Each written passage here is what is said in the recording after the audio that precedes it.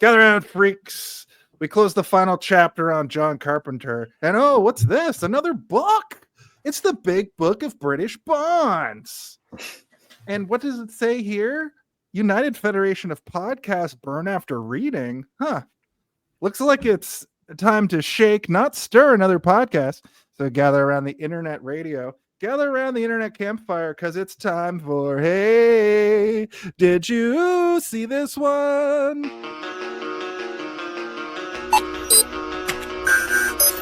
Hello, 007. You're about to embark on a high-stakes mission that could shake the foundations of pulp culture. Your objective? Dive into a certain franchise with a sharp, action-packed analysis. Infiltrate the world of espionage and glitz, dissecting the cunning of your foes, the allure of your vehicles, and your iconic gadgets. Prepare to tackle sensitive topics that could spark heated debates. Everything from the ethics of MI6 to the subtext in Goldfinger.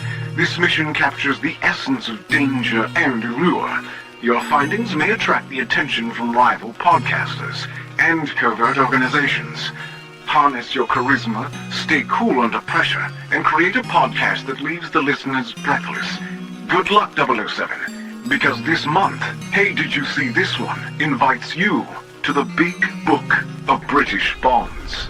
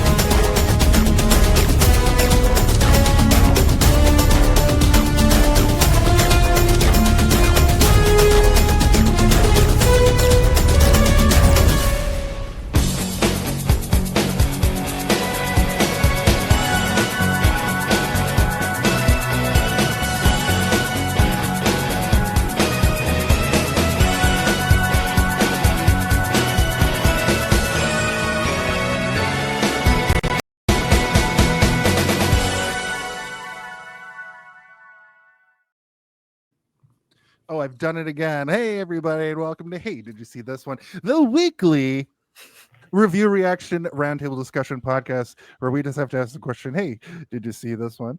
We are your co-hosts. My name is Jason, Dr. No Phillips. I'm joined with Stephen Double O Difficulty and Whoops. and for the first time ever on the show, it's the one, the only, the host of various United Federation podcasts, including X-Rated, the X-Men podcast. Animated review show. Yeah, there it is. Thank you. To be fair, I did have to say the line 1,000 times when I was recording the thing. Fair enough. But Devin Skillhorn, welcome to the show. Welcome to the show. It's time to welcome yourself to the show because you got to get the clapping happening. Oh, here we go. Thank you for joining us. I know you love the length of this show, so I thought I'd invite you as soon as I could have you on so we could take a movie and pull it apart and leave no stone unturned. We are, of course, entering a new month. Episode would be if every week you didn't talk about how long the episode is. Probably like at least 15 minutes shorter. Maybe. 15. Okay. I'm ready for the marathon, fellas. I'm in my pajamas. I got Mr. Gigglesforth here. Oh. Here's the thing. No. Hey, okay. Jason, That was already stole my joke. My joke! No! I was true. going to wait until halfway through. One of us is secretly a villain. Oh. Hey, you guys dressed up for the occasion. I just look like I got new glasses. They're laser nice. glasses. They're going to help me out of a laser situation. I don't know what I'm saying. This is episode I 170. was at a silent auction before this. What were you silently auctioning? Oh, I was undercover though. Okay, perfect. Deep Oh, undercover. It's gonna happen a lot. And if you're playing at home, it's season 3, episode 21. Like I said, big book, British Bonds, James Bond month. We're covering Dr. Not No. one in this case. Yep. It's the first James Bond movie. Last episode, we covered the final John Carpenter episode. This week, the first Sir Ian Fleming himself wrote a little book called Dr. No. It's not the first James Bond book, but it is the first James Bond movie. That's the intro section of the show. Davin, once again, welcome. I'm glad we could finally have you on. This month is also a United Fellowship podcast kind of crossover. I wanted to have 4, I would say, prominent members of the network on, so we could see how you guys feel about different films. Well, I do like this one. That's good. I've had it on VHS and watched it a million times. Well, Yeah, it's interesting that my dad had like the big, like the collection where all the spines of the VHSs were like a picture or whatever. Oh yeah, Yeah, that was in my house. And Lucky Duck.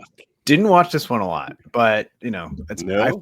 I found these ones a little bit difficult when I was younger, but I gotta say, watching it this time, because of that mentality that I had, I was like, okay, this might be a bit of a task. And even when I was editing the video at the beginning of the episode here, I was only going for snippets and segments, being like, okay, find some action. I'm like, oh my god, there's no action in this. He kills a why I spider with like a shoe. Yeah. So I was kind of like apprehensive because I couldn't really remember a lot of it. But then watching it last night, I was like, this movie actually kind of rules. And it makes sense that this franchise went on to be what it is based on this movie. And I look forward to talking about it with you fine gentlemen here tonight. That's fantastic. I guess that's kind of like your brief histories. A little bit, yeah, a little bit. Let's play. I'm gonna play the sting because I just A brief history. I wanted to just add on to that.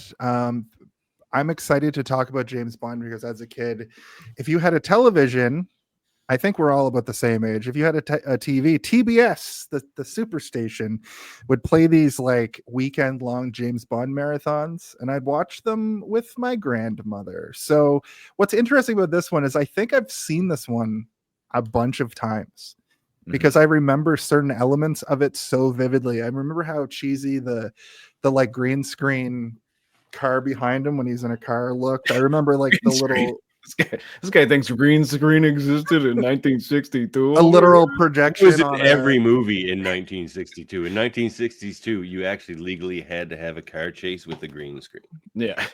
that was just like a projection probably. Or the director went to director jail, the literal director jail that they keep under Hollywood. It's still there. That's where they keep all the ghouls. Yeah. And the mega chuds. The other thing that I remember very vividly from this film is he takes the hair and puts it over the door to see if anybody opened his closet. And That's really why Sean Connery doesn't have any hair, because he kept doing that every time he'd go into a hotel. He'd pluck one out. He ran out after a time. So I just wanted to mention that this movie and James Bond specifically reminds me of watching this, Beverly Hillbillies, and I Love Lucy with my grandmother when I was like 5 or 6. It's pretty special. Did you guys have any other brief history stuff you wanted to add on to that? Ding, Yeah. ding, ding, Nothing ding. historical. I have a lot to say about this movie. Okay. But- Do you have any kind of like vivid memories of watching it when you were younger, or like the first time you watched it, or a Just reason? that I got into. Okay, here's one for you. I kind of got into James Bond through Sean Connery because I was kind of a Connery buff when I was a kid. Right. Like I like my Medicine Man's still like my favorite movie. They're gonna be like, I couldn't stop watching Dragonheart. You know what? That's a good movie. So then I realized, so he's my favorite Bond, but there's a lot of reasons why I think he's the best one as well, and why these Connery Bond movies are kind of my favorite. It's like what you said, but the opposite. You said, "Where's the action?" Right. There isn't any. You're right, but that's why I like this movie, because this movie has, like, this would be 3 movies now. The amount of story in this movie, Mhm. like, it's just another thing happens, and then another thing happens, and then another thing happens, and it's just like, this is it takes you for a ride that way. You don't need action. I agree. Yeah. Action just wastes my time. And I mean, usually that's just like- nothing. Yeah, that's kind of like a silly mindset to have for me, especially now, because it's like I kind of don't like action movies, like unless it's like a a great 80s action movie. I don't really care for it in general. So, but I mean, I was just thinking, like, is this going to be a lot of like Bond sitting around and then being like, what the hell happened to Dr. No? And that is what it is, but it's actually interesting. I'm like, you know what? The subterfuge in this movie and the clandestine nature of the island and everything, that is interesting. And I found myself being like, oh, radioactive rocks, cool. I want to know more about these radioactive rocks. I did have a moment though, an hour in, where I was like, how many more things are going to happen before he meets Dr. No, which was a disappointing element for me. We'll get to that in the body and stuff, but Davin, you're right. James Bond things keep happening, which is inherently awesome, because I think I'm really going to enjoy this month, because I've never really explored James Bond. I've just seen movies over the years, and I'm really excited. I was really excited to get through this and see that they just hit the ground running. It's like all the James Bond tropes are in the first one, so they're going to build on that, which is incredible. No gadgets. No gadgets. No gadgets. Geiger counter. That's not a fucking James Bond gadget. That's a real gadget. That's still funny to me. So I had a big James Bond phase for a while after I kind of got my entrance. But then I kind of just eventually just kind of came back to these ones, because the reason I think Connery's the best Bond is he's super slick all the time, for one thing, but he's also kind of big and intimidating, and he looks like he could actually fight all these people all the time. There's a moment, like Roger Moore was never believable for me in that way. Right. And there's a moment where he comes Brosnan. out of the when he comes out of like the prison cell and he's wearing like the outfit that they've given him in Dr. No's lair, where I'm like, good fucking God, this man's shoulders are like as wide as I am tall. Like I never he was a strong man, right? Like he was like third in Mr. Universe or something like that. So he works in that way. And like Daniel Craig, kind of like, he's buff and everything, but he just looks ridiculous in a suit. So for me, he's not James Bond. So he has everything. He looks good in a suit. But he does have their favorite Bond. But like, I do like going through all of them, right? Like I think all of them have some sort of factor to them that there was a reason why they're in multiple movies, right? Unless you're like hated by the masses or are just kind of a prick. I think like Lazenby was like, people are like, this guy's too ugly to be James Bond. He's like, oh, ugly. I'll never make a Bond again. I like the sort of fan theory that 007 is a moniker and it's all different people, so James Bond can be more debonair, James Bond can be a bruiser, James Bond can be a... It's not a thing that, like, it's unfortunate that it's not a thing that exists, and the reason being is like the new movies are just taking the same characters from these old ones, which I always kind of thought was like, that's sort of a cop out. You can have Spectre still, but it doesn't have to be Blofeld, and it doesn't have to be Felix, and it doesn't have. Yeah, I know. That's why Spock has to be in everything Star Trek. You know what I mean? But it's a thing where like the people who get it, the new people who get into James Bond, they don't need like a Felix reference. They don't need to recast Felix. They could just make a new character. They don't need to recast Blofeld. They could just make a new weird character, right? And like, it doesn't really take away. When they're all legacy characters, like with generic names, like M. Like you can still carry those on. You can have an M. You can have a Q. A Q. You can do it all. And they started doing that in the Brosnan movies. They're like, we're going to start replacing people, and they'll just take the same number, and like it's fine, or letter, I should say. But as soon as you start introducing characters that are just supposed to be the same character, that's when I'm like, just make a new character. I want to have that lore in my head that it's not the same guy and it is just a title and everybody can be James Bond. Like that's kind of cool and fun to me. And taking that away makes it a little bit more difficult to enjoy. And especially when you want to see them make completely huge changes, right? Like what they've speculated upon for like casting and stuff in the future, or at least a few, like 10 years ago when they were like, who's going to be the next Bond? And they would give you all these lists and there'd be like unexpected names on there. And you're like, oh, Idris Elba, that sounds like a pretty fucking cool idea. Or like Dev Patel was floated for a while there, and I was like, that also sounds like a cool idea. But then you think back to when they cast Daniel Craig and people were losing their fucking minds because he was blonde. There's never been a blonde Bond before. So it's like the leap from that to a completely different race was like people are just wait till they make a woman James Bond and see the Jamie internet Bond. meltdown. Yeah. Why don't we hear from? Speaking of Sean Connery, why don't we hear from Zardos? Why don't we see what Zardos is? Zardos, are you here? Are you there, Zardos? Zardoz speaks to you. He demands you synopsize this film. Okay. Tell him how, why, who, what occurs in this film. That's right. We're gonna have a Thanks, little brief Zardos. synopsis. Yeah, thank you, Zardos. Thank you, Zardos. Welcome. Sometimes Zed shows his face too. but- What? It was you the whole time? Oh shit! You're not supposed to look behind the curtain. Yeah, old James Bond, Dr. Oz. Nope. Okay, this is what I'm trying to do. Wizard Oh, of sorry. Zardoz. Yeah. What do we got? That's not what got me into Sean Connery. By the way. No, him in a bikini didn't do it for you. No. But Steve, do you want to give us a sort of a brief synopsis, a quick synopsis?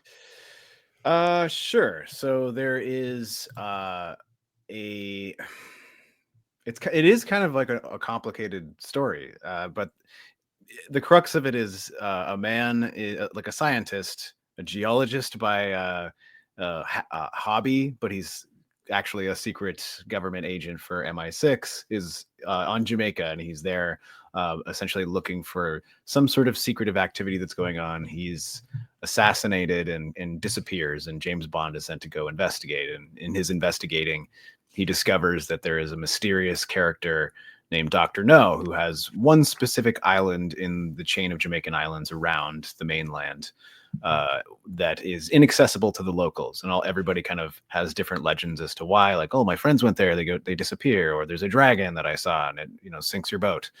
But it turns out to be a classic James Bond villain who has a nuclear energy facility that he's created there, but he's creating nuclear weapons, for a classic reason, world domination. And he's basically there to create weapons of mass destruction. And his whole thing is like, once we finish this, we're going to just blow this island up and we'll move somewhere else and do it again. And he's part of a secret organization called Spectre, which is, I can't remember what the acronym stands for, but revenge is in there. And Revenge, extortion is the last one. and vengeance and revenge are both in there, I think. Or villainous, I can't remember. What does Spectre stand for? T is terrorism. R Terrorism, is revenge. I like when they put terrorism in their title. Yeah. It's Revenge. Like, no one puts revenge in there. Yeah. Like, We will take revenge. yeah. Oh God, I didn't ask for the definition of a specter. It's like, is a specter an angel? Shut up, internet. That's not what I wanted. I had you guys it. keep talking while I do this. I had it earlier, but yeah, essentially Special executive for counterintelligence, terrorism, revenge, and extortion. yeah. So they're basically like anti MI6. Like, we do everything that MI6 doesn't want us to do. They're the Injustice League, basically. Yeah, That the was, Legion of Doom, yeah. Yeah, that was shocking to me that's what that stands for, because it's like they basically advertise that to the people that they're fighting against. He brings it up almost immediately. I loved that element. The other thing that they're trying to do is this, like, it's right around the time of the US going to space, so they're trying to topple the spaceship going to space for the first time. That's kind of his first plot. Right. Which To make America look like they can't do it. It's all tied into like Cold War stuff, and that's sort of like almost all James Bond up until late Brosnan is like, it's all essentially like the Cold War, where everything Iron that's Curtain. happening is post World War II tension between the United Kingdom, the United States, and the world, and how they deal with it. But it's almost always tied into the Cold War in some way. I probably learned about the axis of evil from James Bond movies versus actual, Not from History- school. not from history lessons at school. Oh my And he's god. also a scientist scorned by the East and the West. Yeah. Right. And you can tell Nobody you can wanted tell that him. he's really scorned because he calls everybody stupid. He's like, "You're just a stupid police officer. Everyone's stupid but me." It's like, well, you can't be that smart if you lost your fucking hands, you idiot. Like, don't talk about my robot hands.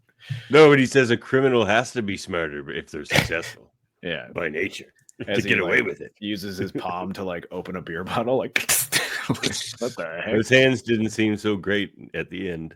Yeah. No, that was his undoing. But moving along here, we can do a little bit of production talk. We don't have so much about the production, but we will talk about some other elements of the film. No, I'm sorry. I was pouring myself a vodka martini, shaken, not stirred. Ugh. Let me just figure out where the hell I am here. What are we doing? All right. Quiet on set. Are we rolling? Okay, let's shoot this piece of Sound. Speed. Action! We take 1 week off and we forget how to do everything.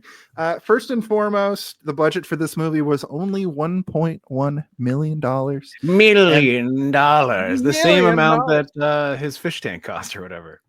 Yeah. And it was all in the fish tank. The rest of it was just shot guerrilla style. But the movie made 59.5 million, which means we need 27 sequels over the course of the next 50 years, which is fantastic. This movie is directed by Terrence Young, who would go on to also direct From Russia with Love and Thunderball in the series, plus a bunch of other stuff. He worked until 1988. There's not really anything else of note except for maybe The Klansman, which they remade. A few years ago. I don't know if you guys have anything you want to add about this director. They remade The Klansman? Oh, maybe Black Klansman is not a remake of Klansman. I don't think so, Jason. Okay, well, my bad. I made an assumption. You called me on it, and that's part of the show. So welcome to Hated to See This one. Bringing back old habits. Old habits die hard on this show. At any rate, do you have anything else you want to mention about Terrence Young? Not really. I mean, I wouldn't say that his career is not noteworthy. I think that a lot of his work is prestigious and has garnered a lot of attention, and like considered him to be a fairly accomplished journeyman director.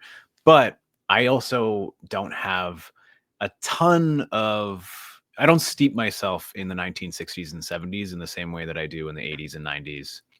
So I don't have a ton of like interesting fact about this. Like I don't really know all that much about it. I think something that would be more interesting for this part of the show would to be like, have you guys ever read an Ian Fleming novel? And if so, is there one that you like, or is there a movie that connected with you, or a book that connected with you in any way? I guess, have you read a book? Is the first I've never read a book. Never read a before. book. No. Oh gosh. Moving on. What I will say, Can't read. I don't know how to read. My name is actually Devin. I just spelt it wrong for you. What did I spell? Oh. I did notice that they made some. There was one liberty that I noticed that Puss fell. They say that he lost a hand, or he got his name from fighting alligators, but in the book, Dr. No, he fought an octopus, and that's why he's called Pussfell. Yeah, because he felled an octopus. But they're like, no, he fights alligators. Why would you change that? I wonder, maybe octopus at the time were still considered to be like a weird thing that not a lot of people were like familiar with in terms of like what an octopus can do strength wise. Because octopus are like one of the smartest creatures that exist on planet Earth, but like people haven't really fully understand that en masse until like recently.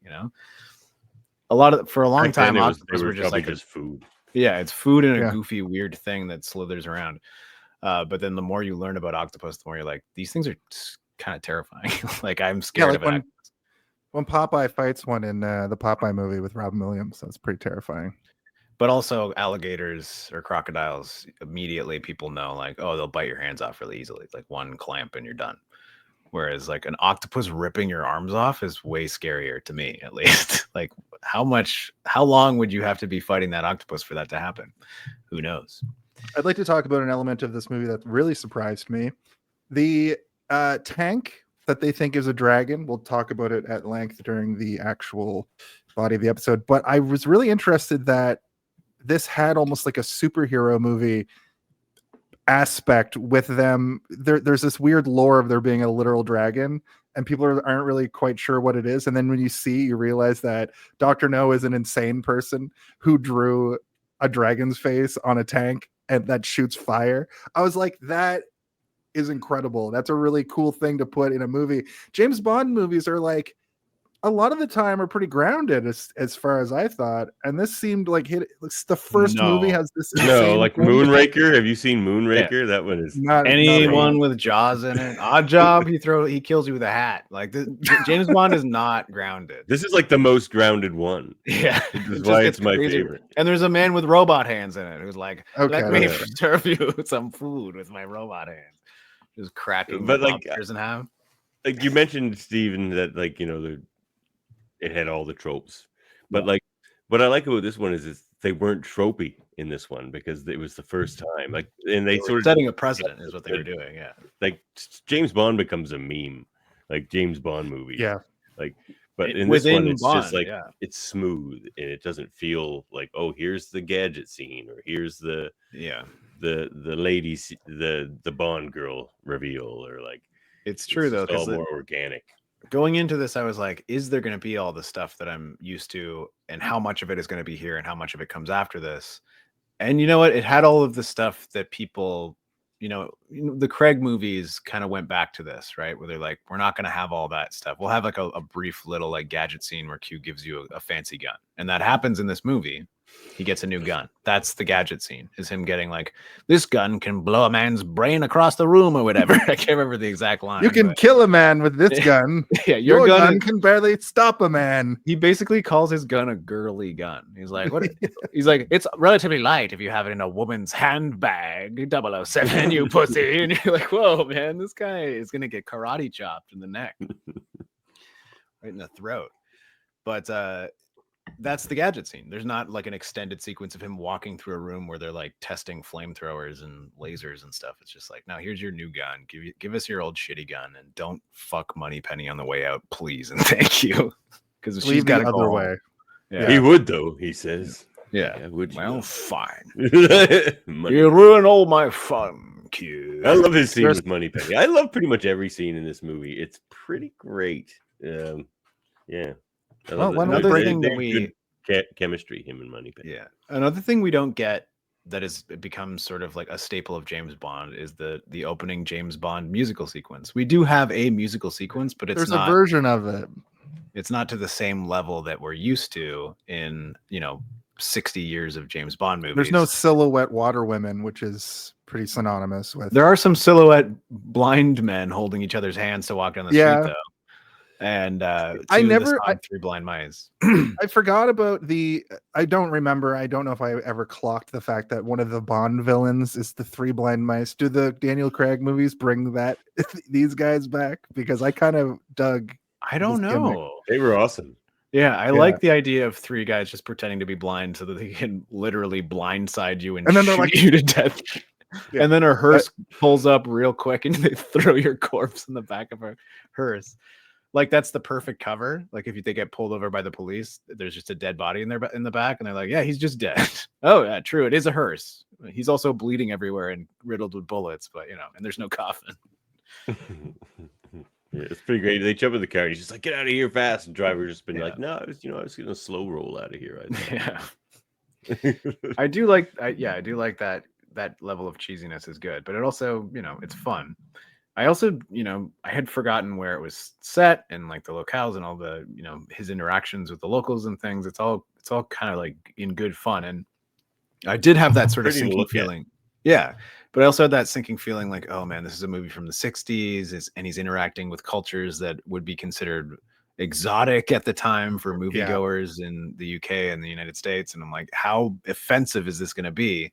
And I gotta say, it's not perfect, but it's also not nearly as like as I thought Yeah. it was going to be. You know? James Bond Mrs. movies get more offensive. Yeah, right? Like way Mrs. more offensive. Yeah. Yeah. Miss Tara, when they showed her, I was like, oh no. And she opened her mouth and didn't do, she did a little bit of an accent, but she didn't do like, well, I'm not going to do it. And then I was like, are they just Oh, why gonna- not? You don't want to do it, Come on, James Bond? Jason. Asian people in this movie, which they do, which was also surprising to me, which was Doctor No, he's just a white Canadian guy. But Yeah. whatever. Born in Quebec.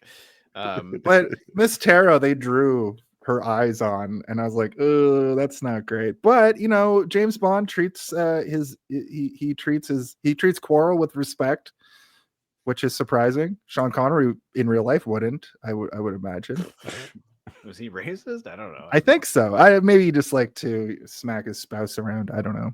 I know he He was a seems racist. horrible like piece of shit, but I don't know if I ever heard any racist stories. But I don't know. He's Scottish, so probably a little bit at least. Making a lot of assumptions. Hey, no, that's my people. Listen, my mom has a Scottish accent. It's my people too, and so I know firsthand. No, I'm just kidding. As an Irish person, I'm perfect and potatoes. Go back to your island, leprechaun. Oh my I'm not allowed. Remember in like the 14th James Bond movie where the leprechaun attacks him? The assassin known as the leprechaun? Odd job? No, I'm thinking of Austin Powers, the guy who's like, "Aye, they're always after me, Lucky Charms." Oh, fat bastard! No, that's not right. I got a turtle head poking out. No, That's Okay. Fat Bastard is Scottish. I'm thinking of the assassin in the first Austin Oh. Powers who just wears like he just looks like an IRA member and he strangles people with a little charm bracelet. And he's like, people would Right. love to find that little piece of evidence, wouldn't they? Oh, they're always after me, Lucky Charms. Yeah, that guy. Yeah. I forgot about that character. Well, they are. They're after me, Lucky Jack. I wanted to see. I looked up a lot. Why is everyone Always always laughing? vagina when I see today, that? though. I wanted to see if she did anything after that. commercial. Frau Farbissina cannot stop laughing. She just thinks it's the funniest fucking thing ever. I've probably seen Austin Powers, the first one, like a million times as well. Like it's one of Me too. those movies that I just watched over and over as a kid because I thought it was like absolute genius. I'm like, this is the peak of cinema, people. We can shut Hollywood down. This can movie's shut it gonna down win all the completely. Oscars. It's the way I All the felt about Dumb and Oscars. Dumber. Yeah, It's like agreed. Dumb and Dumber is peak cinema. Yeah. It'll never lose its luster in 25 Yeah. years. When you watch it now, you're like, what the fuck? It's still funny. This isn't a podcast about Dumb and Dumber. It should be. Maybe we'll have you back for Dumb and Dumber. We'll do a Fairly Brothers month. Come I back wear with my Dumb and Dumber. powdered orange suit. I I'll just wear wanted to piss-soaked jeans. I'll just make a sound that it's gonna really annoy you. Yeah. The only thing I really want, speaking of that sting, the only other thing I really want to mention is the soundtrack, the score of this movie. If it isn't just the James Bond theme playing, it's variations of the James Bond theme. And I was saying to Steve before the show, I got bored a couple times in this movie. Sold, which happens. It's still great, but I was like, every time that music would click in, I was re-engaged. But I wanted the main James Bond theme never really played when he was doing an action. no, just like going around. Get to Yeah, the I think airport and that was like- like that was by design. I think they were like, all right, the movie's slowing down a bit. He's just walking through an airport. Ding, We're just gonna ding, go, ding, ding. Yeah, and he's like, I think it does play during one of the car chases, though. okay. You might be right, yeah, but I did notice that there were a few moments in the movie where I'm like, this scene would probably be very boring if this music wasn't playing right now, and it's just It's a him great riff. walking around. Yeah, it's just him walking around doing stuff. And I think that you're right, Jason. It was people even in 1962. They like instead of pulling out their phone, like someone started pulling out a newspaper and started like, reading the newspaper in the movie theater. Like, we need to have some sort of sting here that'll get people's attention again. And, And it then I worked. think that's the part of the charm, though, that it's like a little more subdued. It's like he goes to this island and just everything is just slightly off. So So it's Yeah. kind of like this weird ominous nature to this movie. Like It had a yeah. you it don't had that- can't trust anybody. There's a spider crawling on him 1 second. Yeah. Like it's just like you the know. island has a secret, and that's always really fun and cool. It's like Yeah. going to like like Hot Fuzz when he goes to the town and everything's like so perfect, but he can't help but senses like there's something off here. Like it has that sort of vibe to it. Like the town has a mystery, which is always compelling. I didn't find it difficult to not look at my phone during this movie, like at all. Like Yeah, I agreed. was able to get through it all, you know. What version did you guys watch? I found a 4K transfer that looked stunning. It like every time they would show wide shots of tropical areas, I was like, the cinematography for these shots, like I'm just waiting for the next one. Did you guys there I found a version of it that was in 10-minute chunks on YouTube, and I almost watched that, and I was like, you know what, I'm going to show. Did you not James learn your Bond. lesson from Memoirs of an Invisible Man? That was different. That was a recorded from a VHS. There's like 3 or 4 versions of this movie on archive.org. Yeah. Yeah. I have all the James Bonds on my computer in 4K, so I watched a 4K version as well. Yeah. That would have been nice though, because I do like the scenery in this movie, and that goes a long way with me. I've come to realize in a movie, a lot of my favorite movies are in like tropical places, or like it's just like I get bored of looking at like a gray cityscape. Like I don't really like that so much in movies. Yeah, this one you could kind of feel the climate with each sequence. When you see them in shorts and there's like a little patch of sweat on his chest or whatever, you're like, oh man, I know exactly how hot it is there right now and how humid it is. When Like, they- I can when feel they it cross- through the acting. That little stream, when she's like, come with me, and they cross the little stream and go up like the rocks, I was captivated by that moment. But if you guys don't have anything else to mention about the sort of the making, production, or those kind of elements, we can get into it. We can start talking about this story. You don't want to talk about the Honestly- rear projection?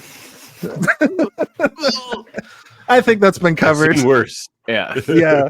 I mean, yeah, it's I've not the seen worst worse, I've too. seen. It's not great, but I've definitely seen worse as well. It's just, yeah, it's one thing that these old movies will never be able to. They did their best. There's only so much you can do. But- They didn't have the camera rigs that we have now. They didn't have the ability to do what we do now with cars and stuff. But I will take a 60s or 70s movie car chase over any modern one. Yes, they do those background things that are weird when they try to show the interior driver of the car, but otherwise, it's just real car chases.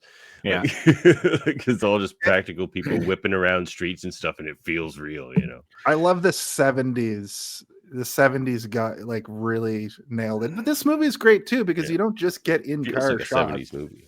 This one. Yeah, exactly. It definitely feels ahead of its time in that respect. He like Tokyo drifts kind of a couple times going around those turns. They really love yeah. filming him going around turns in this. I film. have to give an honorable mention to The Matrix Reloaded, because if you watch the making of that car chase, it is all done practically. You think yeah, it's they CG. built. You're so used to that era being all CG, and then you watch the making of it, and you're like, oh, this is all practical. And then you go back and watch it again with that mindset of this is all practical, and it's fucking amazing. The only thing that's like CG in that is the one part where she's going against traffic. The cars that are coming at her, a lot of them are CG, and then when the two trucks crash into each other, that's like when they're like accordion into one another, and you're like, this is clearly CGI. Like everything else, it's all fucking real. And I'm like, ugh.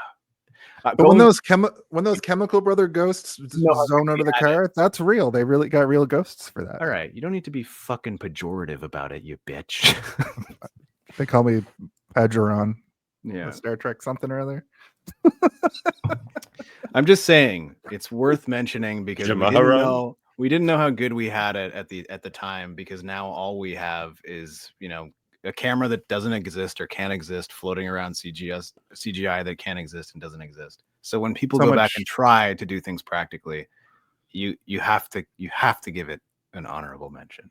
So that's much why I do. CGI that you're basically just watching an animated film most of the There's time. so much CGI now that you watch the Matrix Reloaded car chase scene and you just assume it's CGI Yeah. when it isn't, and so then you don't appreciate it, and you're like, "Ah, this is shit," but it's actually good.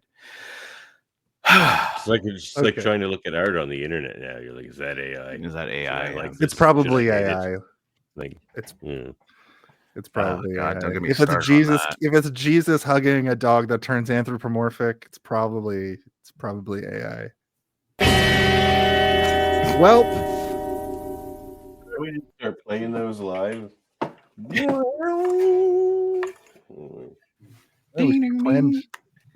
I said that, World Mind. I said that, but then Steve kept talking about it. But Well, yes, because they it built sounded the like you highway. were talking about ghosts not being or being real, and I started getting mad at you. No, that's after I mentioned the anyway. I mentioned the highway thing. Let's get into the body of the episode. The body, The body long, of the the episode. long body, or the short Let's body? hear the long body. It's Devin's here. Everybody back up, because here comes the body of the episode. Ooh, get the devil on the phone. Well, this movie is interesting because in the 1960s, they really loved putting the whole credits at the start of the movie. I remember watching a documentary that explained why they did that. And I think it's because back then people actually respected the credits. And they Well, wanted back to put then they had to. That was the law. Oh, they it's had the to do law. Okay. Like the law of movies, like if in order to be able to get financing and have your name and be like get your credits and be part of the film the Screen Actors Guild and the Directors Guild and all those things, you had to do that. You had to adhere to sets of rules. So it wasn't a law, but it was like if you break these rules, you can be kicked out of these things. So movies did it. Well, this one's worth mentioning because it has kind of a traditional, as we would see it now, end credits at the beginning where you hear 3 different songs. There were much fewer people worked on films back then, so it doesn't take that long. If you tried to put the credits at the beginning of a Marvel movie, we would still be watching the credits of Spider-Man No Way Home right now. So it's interesting that they can put the credits at the start. It doesn't seem to be a burden. It just feels like a little music video about what you're about to watch. We don't really get that still went on for a long time, right? Like it's I mean relatively recent that they stopped doing that, right? Even think of like Tim Burton will still do it in his movies. Yeah. He loves a good opening credit sequence where he's like, well, we don't have to do the whole cast and crew, but we can at least do the cast and like, you know, the most important folks the same way that you would in the intro of a television show, right? He loves to do that. And I appreciate it. I love a good little like everybody. I do it at the beginning of all of our episodes. This is how much I love doing it. You know, I love it. I think it's worthwhile and I think it's fun. And it's a thing that doesn't really exist anymore, which kind of blows. This is before before the James Bond song started happening, where they would get an artist to do like a whole song, you know. But in this movie that started in, because I'm not even sure. I'm not sure. Well, it happened in Connery's because Diamonds Are Forever got a song. Right. Yeah. That was a Connery movie. Live and Let Die has one. Yeah, but that's way later. Is that later? Yeah. The thing that I liked about this, I consider the Three Blind Mice song the Bond theme for this movie, because that works. That's a joke. I think it might have started in Goldfinger, because I know the theme song for Goldfinger. Yes. Yeah, I think It's it the must one. have started in Goldfinger. I think so. Yeah. It's my second favorite Bond movie after this one. Goldfinger is the one I think I've seen the most outside of like the Brosnans and Craig movies. Is probably Goldfinger. Like I've I never haven't made it through a Craig movie. I mean, they're not bad. I like them. You haven't made it through a single Daniel Craig James Bond movie? Holy no, because they're just action movies to me. Like the reason I like this movie is because it's either is he an action star or is he a secret agent, James Bond? I liked him when he was a secret. I mean, agent. I can appreciate subtle, like little betrayals between people and little like interesting conversations. Right. I think that scaffolding fights. I think that Casino Royale had running across buildings. I think I don't need that. Casino Royale had more in common with this movie than any of the other ones, but I think that Skyfall felt like a James Bond movie to me, where like a lot of his movies don't particularly, but I don't hate any of the Craig movies, and I don't really hate any James Bond movie, to be honest, but like GoldenEye a lot. I think it's just a natural progression of this series. I think GoldenEye was like a seminal like film, not just a James Bond movie, but like that was a huge movie at the time for me as a kid, and I think we're all relatively Yeah, the same. That's age. when I got into James Yeah. Bond. Was Gold. You guys are just saying that because of Nintendo 64. Don't lie to me. No, I'm not. I'm not lying to you. That is I owned the that movie exact on VHS, reason. but No, I that- also played a lot of Nintendo 64. For me, that is 100% the reason. I played Mhm. GoldenEye, and then I was like, I kind of want to watch this movie, and then I watched. Are the you one of movie. those jerks that played Odd Job because you could never shoot him because he was so small? No, No, I but I had that we friend would that have would. the no odd You job had that rule friend, when we would yeah. play. No Odd Job and Yeah. Man with the Golden Gun, or But yeah, Slappers Only if it was late. If it was late at night, let's do Slappers Only, boys. We're all hyped up on Jolt Cola and Funyuns. It's getting nuts. Funyuns. Ugh. Listen, They ran out of Funyuns. They Halifax. needed to get some nuts. yeah. You want to get nuts? Let's get nuts. That's what I used to say every time I would buy nuts in the gas station. But yeah, I think that it's just a natural progression. But yeah, GoldenEye, the video game, is absolutely one of the main reasons I did get heavily into James Bond. Is because James Bond always was a thing that existed in my life, where I'm like, I know what it is, I'm aware, but I didn't really understand the hype for it. And then I played that game, and I was like, oh, this is sick. And then I watched the movie, and I was like, oh, this is really sick. And then I just fell into a James Bond hole, and I've never kind of left it. Like I like James Bond because of that video game. And then I The read final battle set piece for GoldenEye is like all time too. The big satellite thing. but I mean, it started a domino effect for me, basically. Like it got me into the movies. It got me into extended, the extended sort of lore beyond it, and then books and all of it. Like, so like I consider myself fairly well versed in James Bond, but like I'm not a James Bond expert. I can never go on Trivial Debates, a UFP classic, about James Bond, but I do like James Bond. And every time I see that there's a new James Bond coming out, I get a little bit excited. I go, all you need to have is that, that kind of like just any kind of version of it too. It doesn't have to be a guitar. It could be a violin, could be a harp, could be a piano, could be a bunch of people doing a cappella. And I'll be like, Be Billie I'm Eilish. feeling it. Yeah. I'm feeling it. I like the Billie Eilish one. This movie opens with some dudes playing cards. I believe that's Strangfeld is the guy who's like, I have to go now. Strange Ways. ways. He walks over. The three blind mice are panhandling. Turns out they're assassins, and they shoot him. I thought they like didn't mortally wound him, and they were like kidnapping him, but he's dead. No, he's fucking dead. Isn't pretending to be handicapped socially unacceptable? Like that's kind of yeah, it's pretty offensive. yeah. Well, they're villains. They're pretty Yeah, bad. it's dudes. true. It's Yeah. true. They Clearly. work for Spectre. They work Pretending for to be handicapped. yeah. They work for an organization that has revenge and extortion and terrorism. And in their terrorism. acronym. Yeah. They don't give a So fuck. it cuts over to an operator who's trying Should to have call an MI6. insensitive in there as well, right? Get an eye inspector. Can you spell Spectre with eye? Racist is in there as well. Dr. No is like, it's come to my attention that you are being ableist, and now I must force you to take this sensitivity training. Please follow me to a giant Tell me, room how do you full feel of about the kids. elderly? Yeah. Yeah, does Spectre have HR? So it goes over. We see the operator calling MI6 to sort of warn them about the situation. This gets where things start to get a little bit more complicated because the three blind mice show up there and take her out, and we actually have a situation where they rustle through some files, and we do a title drop on this show. I'm not going to do it yet, but it says Dr. No right on the front of a file. They actually say the name later in the movie, so I'll do the title drop sting for that. But that's at 5 minutes and 33 seconds. Over to MI6. Listen, Steve, I'm writing it as I wrote it. I'm talking about it. Say that. You can just do it later. Right. Over to MI6. They've lost contact with Jamaica, where we just saw the mice in the Caribbean. And a man is looking for James Bond.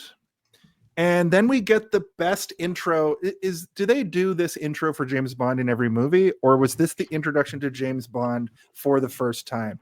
Where he's playing cards, we just see his hands, we see like from behind his head. And then finally it shows his face, and he says, I think that they try to do that kind of thing as much as they can, but it doesn't always work narratively, right? Like you can't. They always have a cool reveal for James Bond in almost anything, but like you think about GoldenEye, for example, it's like there's a lot of him getting through the dam area, and then it's like it's revealed as he's going down that it's him. But you know, he's the new Bond. I feel like it would be great if every time they introduce a new Bond, if they could do something like this, but sometimes narratively you have to have it start on an action beat, and it doesn't really make sense for him to be playing cards all the time, you know, even though it would be great. Yeah, because some of them have the cold open where he's already like mid mission, right? I think that's GoldenEye does that, but they reveal Yeah, he's like skydives. the opening is bungee he's like jumps. he's Yeah. he's sort of, I guess, zip lining, bungee walking down the side of a dam. But I This watched was more about the villains. yeah, Like, and that's kind of how it is now too, right? It's like the villains eventually, like Batman, become more interesting than James Bond, so you want to have interesting villain reveals. And I think the keeping him in the shadows for the majority of the movie in this is like pretty smart and cool, and like you get to know his voice before you get to know who he Take is. this which- spider and put it in his bed. That scene is great. and I even just like- Bond, they set up quite a bit, but like it's 10 minutes, 15 minutes Yeah. before they introduce Bond. I'm looking for Mr. James Bond. Can you just give him my card, please? Yeah, I like that stuff too. But yeah, I do like Well- that they show like a good chunk of them playing cards before they show his face. I was like, I know that arm. I knew whose arm that is. That is an exceptionally hairy wrist. Yeah. We also meet. Looks like it knows how to Sylvie- slap, if you know what I'm talking about. Oh Jesus! that Shocked that Barbara man Walters' slapped face. an ass or two. Yeah. Sylvia Trench, who I didn't know that this movie had an iconic Bond girl. I forgot about that element. I didn't know. It had Honey Rider. I didn't know it had one of the most iconic Bond girl reveals. I didn't realize Honey Rider is a very, you know, Bond girl name. I was like, Sylvia Trench, what is that a euphemism for? I can make it work. But she's just the first, Yeah. in a series of love interests. My name is Vaginal Trench. What? It's Honey Sylvia Rider's my Trench. favorite Bond girl too. Like she's gorgeous, Ursula Andress, but also like she's good for this mission because she's athletic and adventurous in her own life anyway. And she knows the island, which is cool. Yeah, and she knows she's the like- island. She goes there. I have to another. pick shells or whatever, which is a fun thing. I was going to talk about it when we got to her, but since we were just talking about the differences between the book and this movie, when she's introduced in the book, all she's wearing is a swimmer's mask, like a snorkel, and her belt with Yeah, the she's knife got a on. knife. Yeah. I mean, yeah. Jason just immediately started whacking off when he got the mental picture. What the hell? There's like a million times in this movie where they almost show her naked. They're like, and That's true. shower scene, and get undressed. Puts He's her like, shirt how about the back lady on. first? He's just like, and then just like they cut away and like Like, why are they bathing? Like, you already smell better. It's like, why are they bathing? Anyway, They're not bathing, they're getting rid of radiation. decontaminated. What are you talking about, bathing? no, when they're in a little lake. Oh, Oh no, she's trying to get the salt off of him. Get the the salt mosquitoes off, Leave, yeah. leave him alone. Yeah. You know, you smell Um, better. You stink, 007. Yeah, I mean, she's all right. I don't think she's my favorite Bond girl, but I also, you know, I don't really give a shit about the Bond girls in the same way that most people do.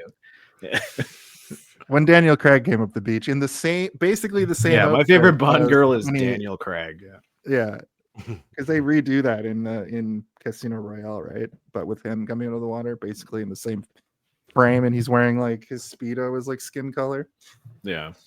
I also don't like ranking human beings. I don't mind ranking movies, but I don't want to rank human beings. It seems weird to me. Rank every Bond girl now. He my does second Christmas favorite host of this show would say that. A lot of Fajita from. Yeah. A lot of Miss vagina. Ivana Hump a lot. Yeah. Mm. Natalia On a top, top. Natalia on a top, No, Xenia on the top. Not Xenia on a top. Yeah.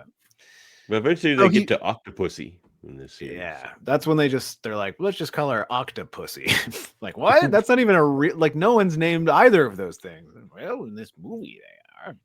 It's a Bond universe. Everything's fantasy. Well, And yeah, sexual well. innuendo. This is my assistant, Hootie McBoobity. Don't stop. Her eyes are up here, you pervert. Why is M just always narrating? I like that M? element. Q, one of them. Q. One of those Yeah. letters. He says the thing. He says, "My name's Bond, James Bond," which I popped for. I thought that was fantastic. And we're introduced. That's James Bond in a nutshell. How did I get into? He's called away, Very good. and Sylvia and him flirt because, of course, they do. And Bond just flirts with everybody because he also flirts with Moneypenny. He like he flirts with moments later. Quarrel a little bit later on. It seems like it almost feels like a weird like Quarrel wants to be like, "Are you trying to fuck me or what? What the hell's going on here?" Just wondering if there's a back room we could go into and talk for a while, perhaps. Barkeep, make sure painting we your get some boat. privacy.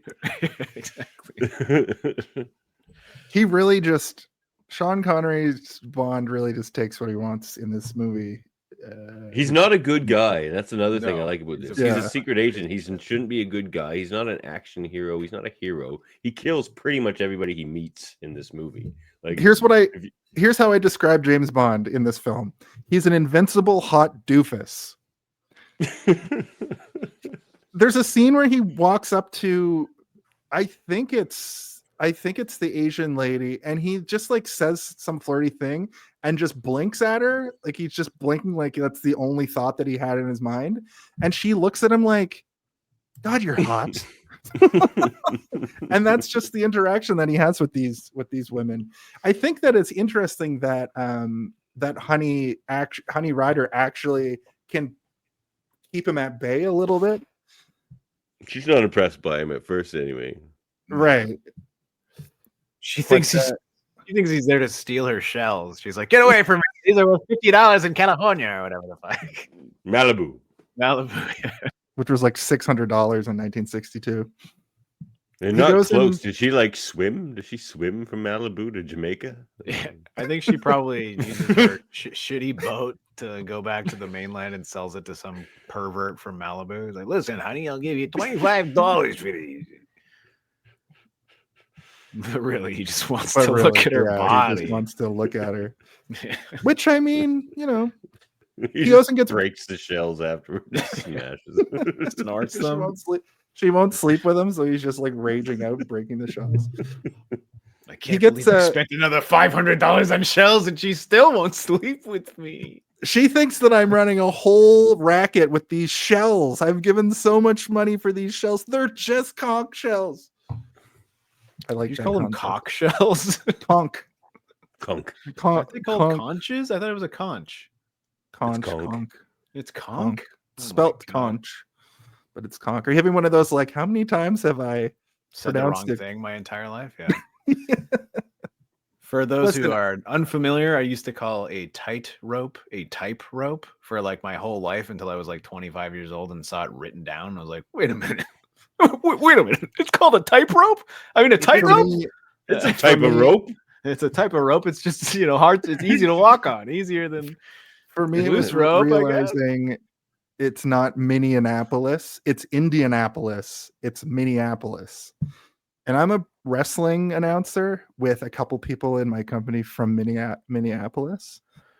And I had to he's like, "It's Minneapolis." And I'm like, "What did I say? You said Minneapolis." Anyway, he goes and gets briefed from M. M tells him the situation. Listen, I think about it every day. The vowel sound they removed from Mississippi and stuck it in that one. True. I think I just had those two cities mixed up in my head. Very mixed up. Let me get back on track here. There appears to be some sort of like a missile situation where they're getting toppled, which essentially means that they're just put off course. M talks about there being like a bunch of like laser guided missiles around the globe that have been all pointed at one direction.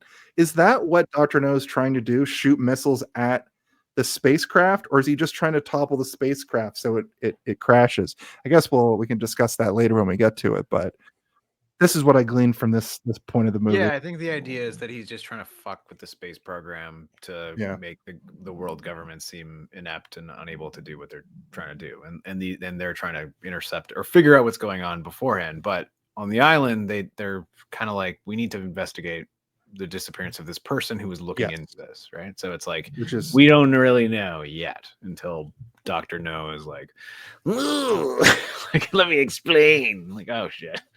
so I over will dinner. say when he's given the information about Strangways,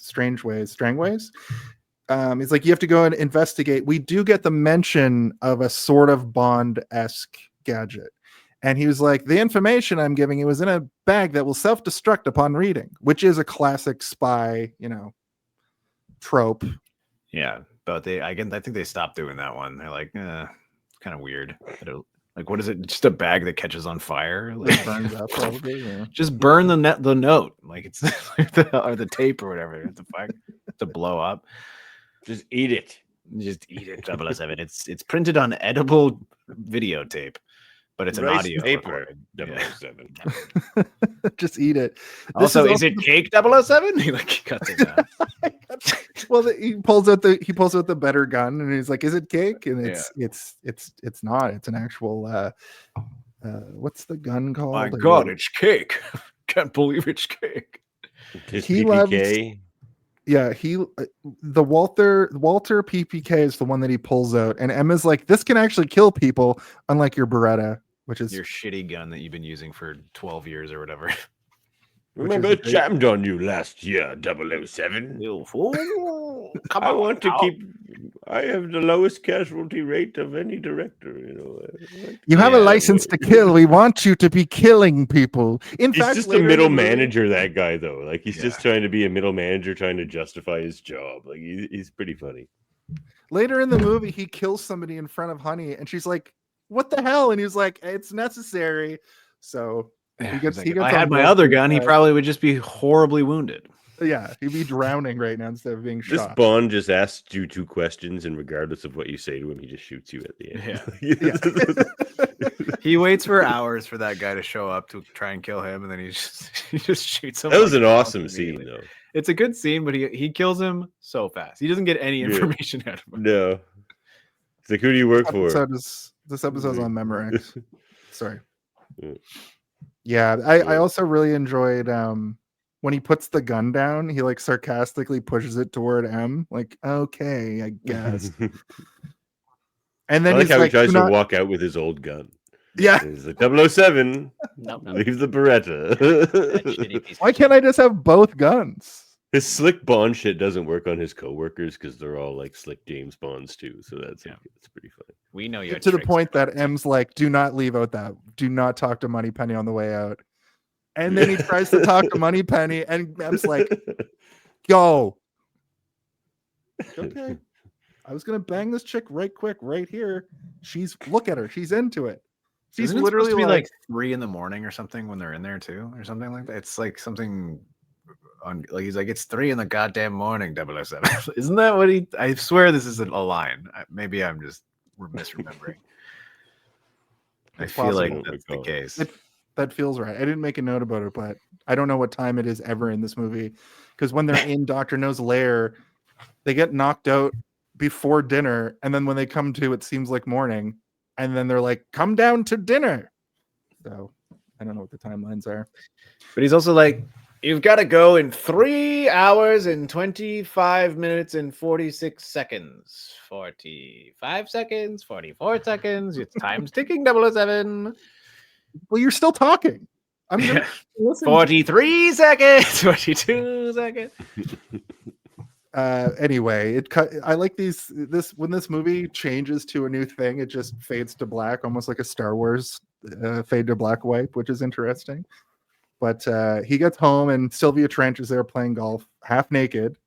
He's like, how did you get in? There's no time to worry about that. I have to go. Fuck. Never I mind, like now those. you're here. Just a And the- quickie. Yeah, he literally Standing does up that. only. Let's go. He over was here. like, I'm going to I pack gotta while go, we do but this. not just yet. Fade to black again. And they definitely bang. And they kiss. The kiss is so gross. Oh, No, I pressed her. I was gonna be like fade to black, and I pressed the ding dong instead by accident. just the word up close. Like he really kissed that woman.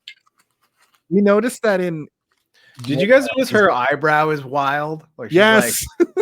She's got the Dwayne the Rock Johnson eyebrow. yeah. She could smell what the Bond was cooking. Yeah, it was It was whiskey too and much. other women. She looked crazy. I was watching it with Danny, and Danny was like, "What the fuck's going on with her face?" And because she'd be like, "Well, maybe I'll meet you later," and I'm like, "That's too much of an eyebrow." Like to the point, it looked like half her face was paralyzed. Like she was just like, Maybe she had a palsy of some sort. possible. Maybe I'm making a horrible, horrible joke right now, and Dr. No is going to come at me from the HR Department of Spectre later on tonight. Seems you were making an ableist comment about somebody had a horrible tragedy. You're going to have to come down to the octopus chamber. No, isn't that where you lost your hands? Fight an octopus Yes, it and is. an alligator at the same time. Anyway, he hangs 10 off to Jamaica. And we get the classic James Bond tie look, not the bow tie, but the tie, which is I know. his roll Now around should look. I switch to a tie? Now that we Yeah. and then I'll switch No, to you're- my one-piece bathing suit. The weird men's My- 60s one-piece. Yeah, bathing my suit powdered blue one-piece bathing suit. with a bloody hole in it, but there's no like wound underneath. Yeah, well, Okay. don't ask questions.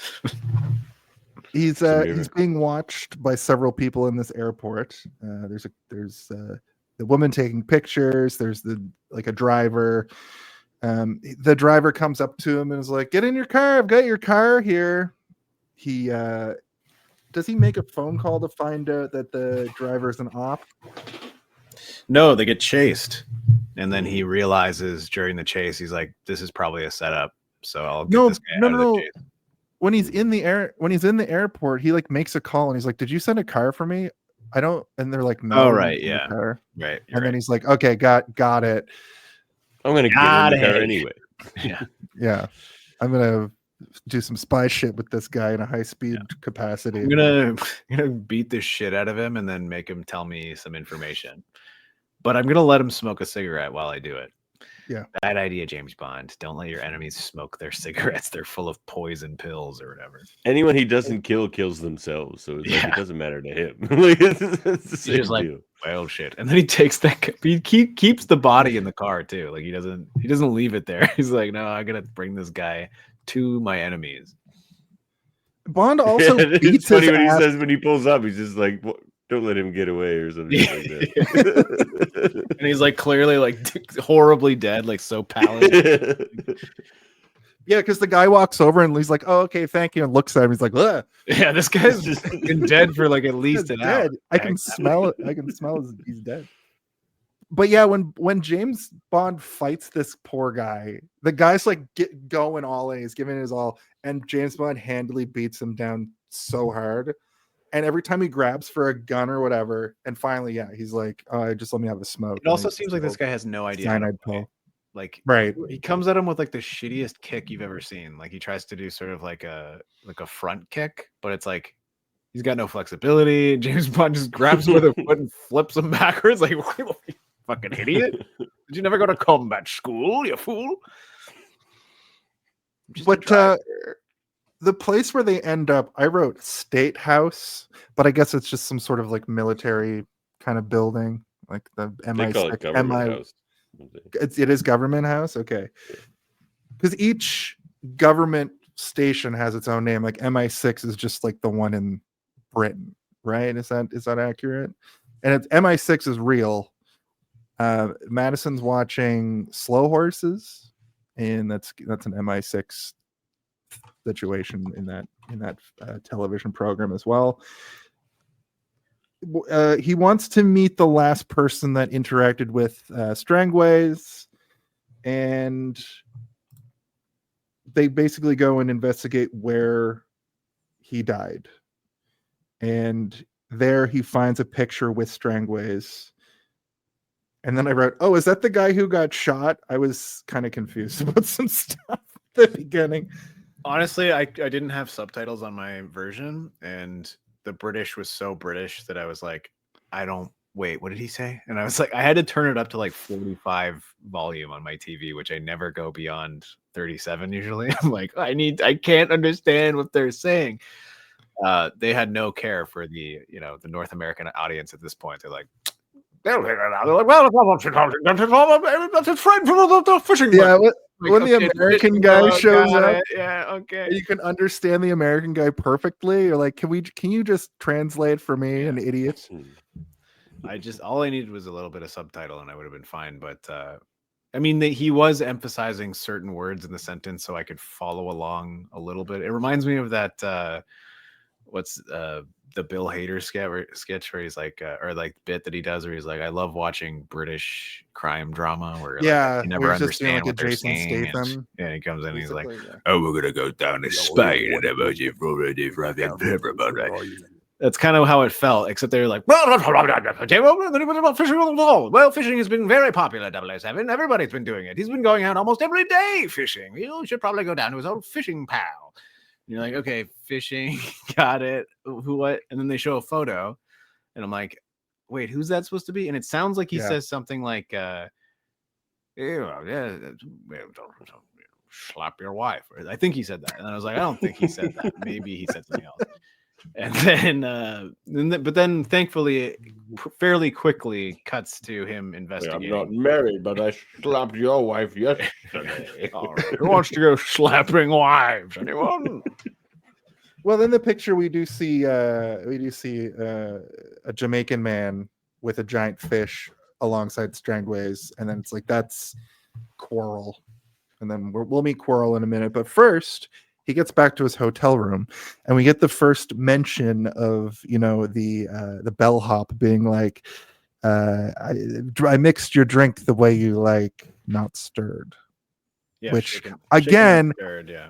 Or not. There's no movie before this to establish that. You'd have to be but there's a series of books. Yeah. So, and I wonder, like in the books, I guess that was a thing, but like, yeah,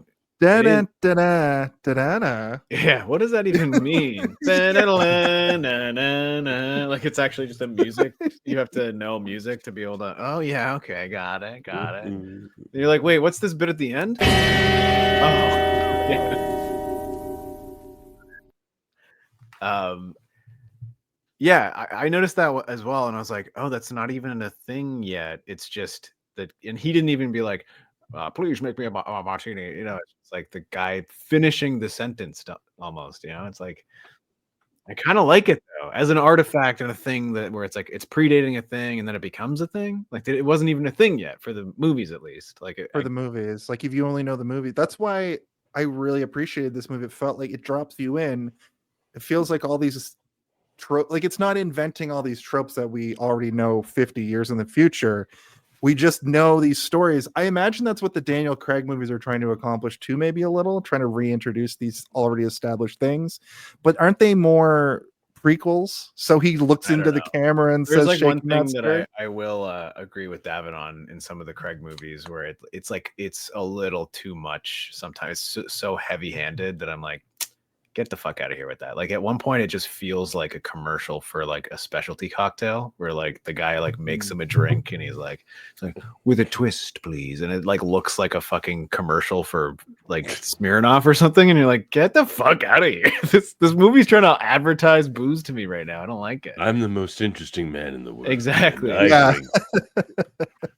That's a good point. That's kind of what the Daniel Craig movies like. I have absolutely no issue with product placement in movies because I understand that you need to pay the bills, and I also understand that products exist in real life, so having products in movies doesn't really bother me. But when it feels like the movie takes a breath and it's like, okay, now we can relax and enjoy this fucking Snickers, this shake martini and you're hungry with a lemon twist, and you're like, what the fuck is going on here?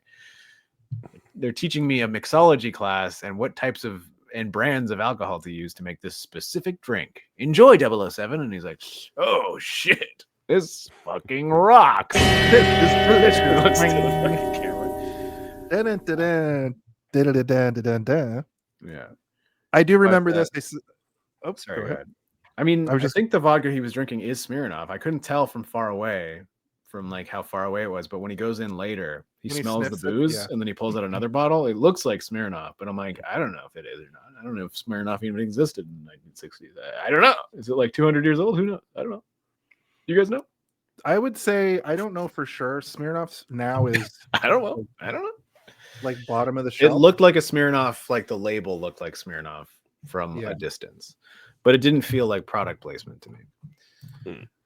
Smirnoff was invented in 1864, so it was 100 years old at this point. Yeah. Technically Um, 102 years. No, wait, 98 years. Yeah. Yeah. Well, not perfect.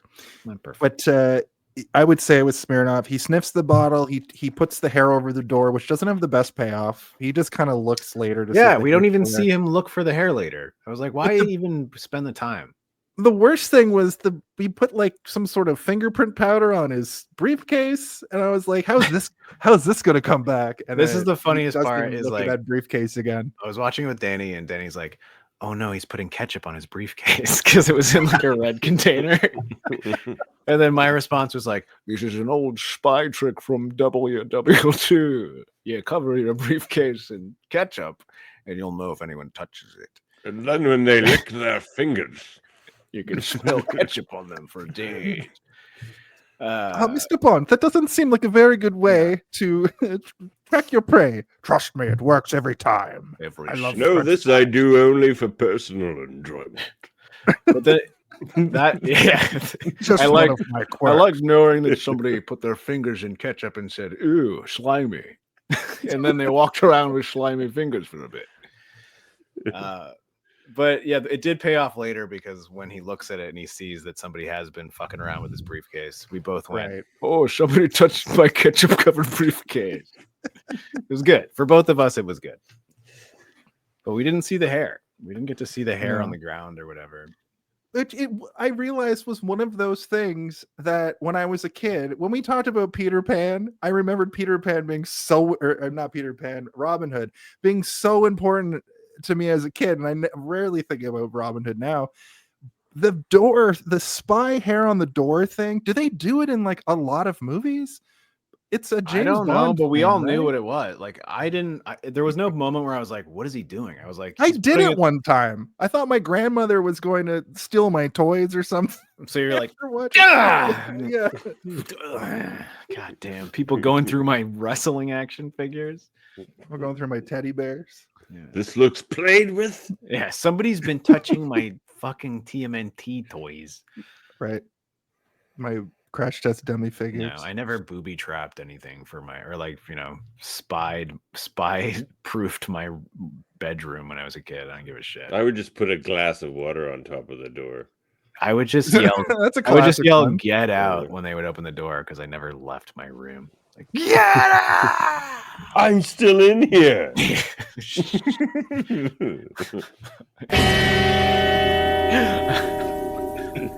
Good gravy.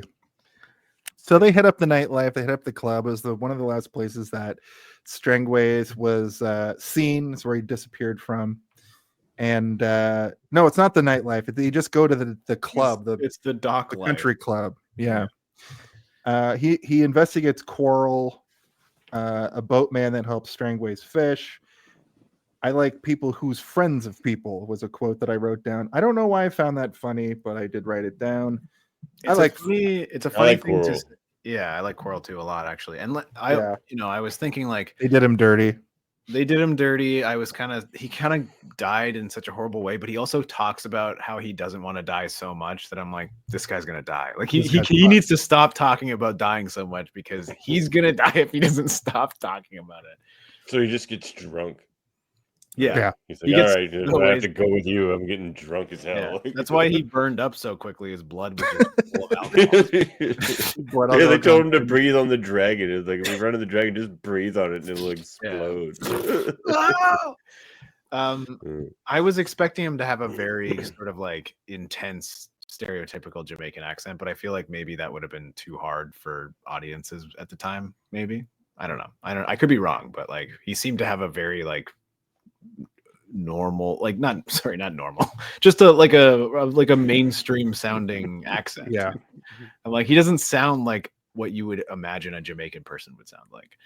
I also saw the character and went, "Uh-oh," but then they treated No, there's nothing wrong. They There's treat him with nothing respect. problematic. Again, Sierra. we're all going like this at the beginning, being like, is this going to be one of those movies where we're like, James Bond should have been canceled a long time ago? Like, no, it was fine. It's fine. He's just a guy who doesn't like going to one specific island because he's scared of it. And the reason he's scared of it is because his friends have gone there and disappeared. And he's because like, of a dragon, allegedly. I mean, he kind of is sort of he's you can tell he doesn't quite believe in the dragon, but at the same time he's like, I do, because I know that people have gone missing. He's like, I believe in dead people. Yeah, I believe I don't really care about the rest. Yeah. Bond and Quarrel go somewhere to talk. Quarrel immediately pulls a knife, and then Bond gets double teamed by Quarrel and Pussfeld is how they pronounce it. Octopus Pussfeld, right? Yes, Pussfeld. Pussfeld. The who doesn't say much. Surprised it's not a Bond girl name, to be honest. Pussyfield. What's the deal? He knocks them both out with no problems. He just gets out of the situation handily as usual. I do like how like Felix shows up Invincible. and then it's just like they're all friends immediately. Where he's like, sorry about kicking the shit out of you for a second there, and everyone's like, no harm, no foul, Mr. Bond. Let's all go enjoy a red stripe. Remember, the whole room is full of red stripe bottles. That's another one. You're like, that one made me think of a product placement. I was like, but that's it's also that that is a red stripe. Jamaican beer, so it logically makes sense True. that it would be in like that there would be a bunch of red stripe there. And I'm like, this is good. Like if it was full of any other beer boxes that wasn't a Jamaican beer, I'd be like, this is product placement. But it's like it logically makes sense. So my question is like, did they contact Red Stripe? Did they get some sort of like huge influx of money, because they did film in Jamaica, and they felt like all the location stuff is shot in Jamaica, and the rest is shot in Pinewood Studios in London. So like none of this is Hollywood. This is all just like UK and Jamaica working together.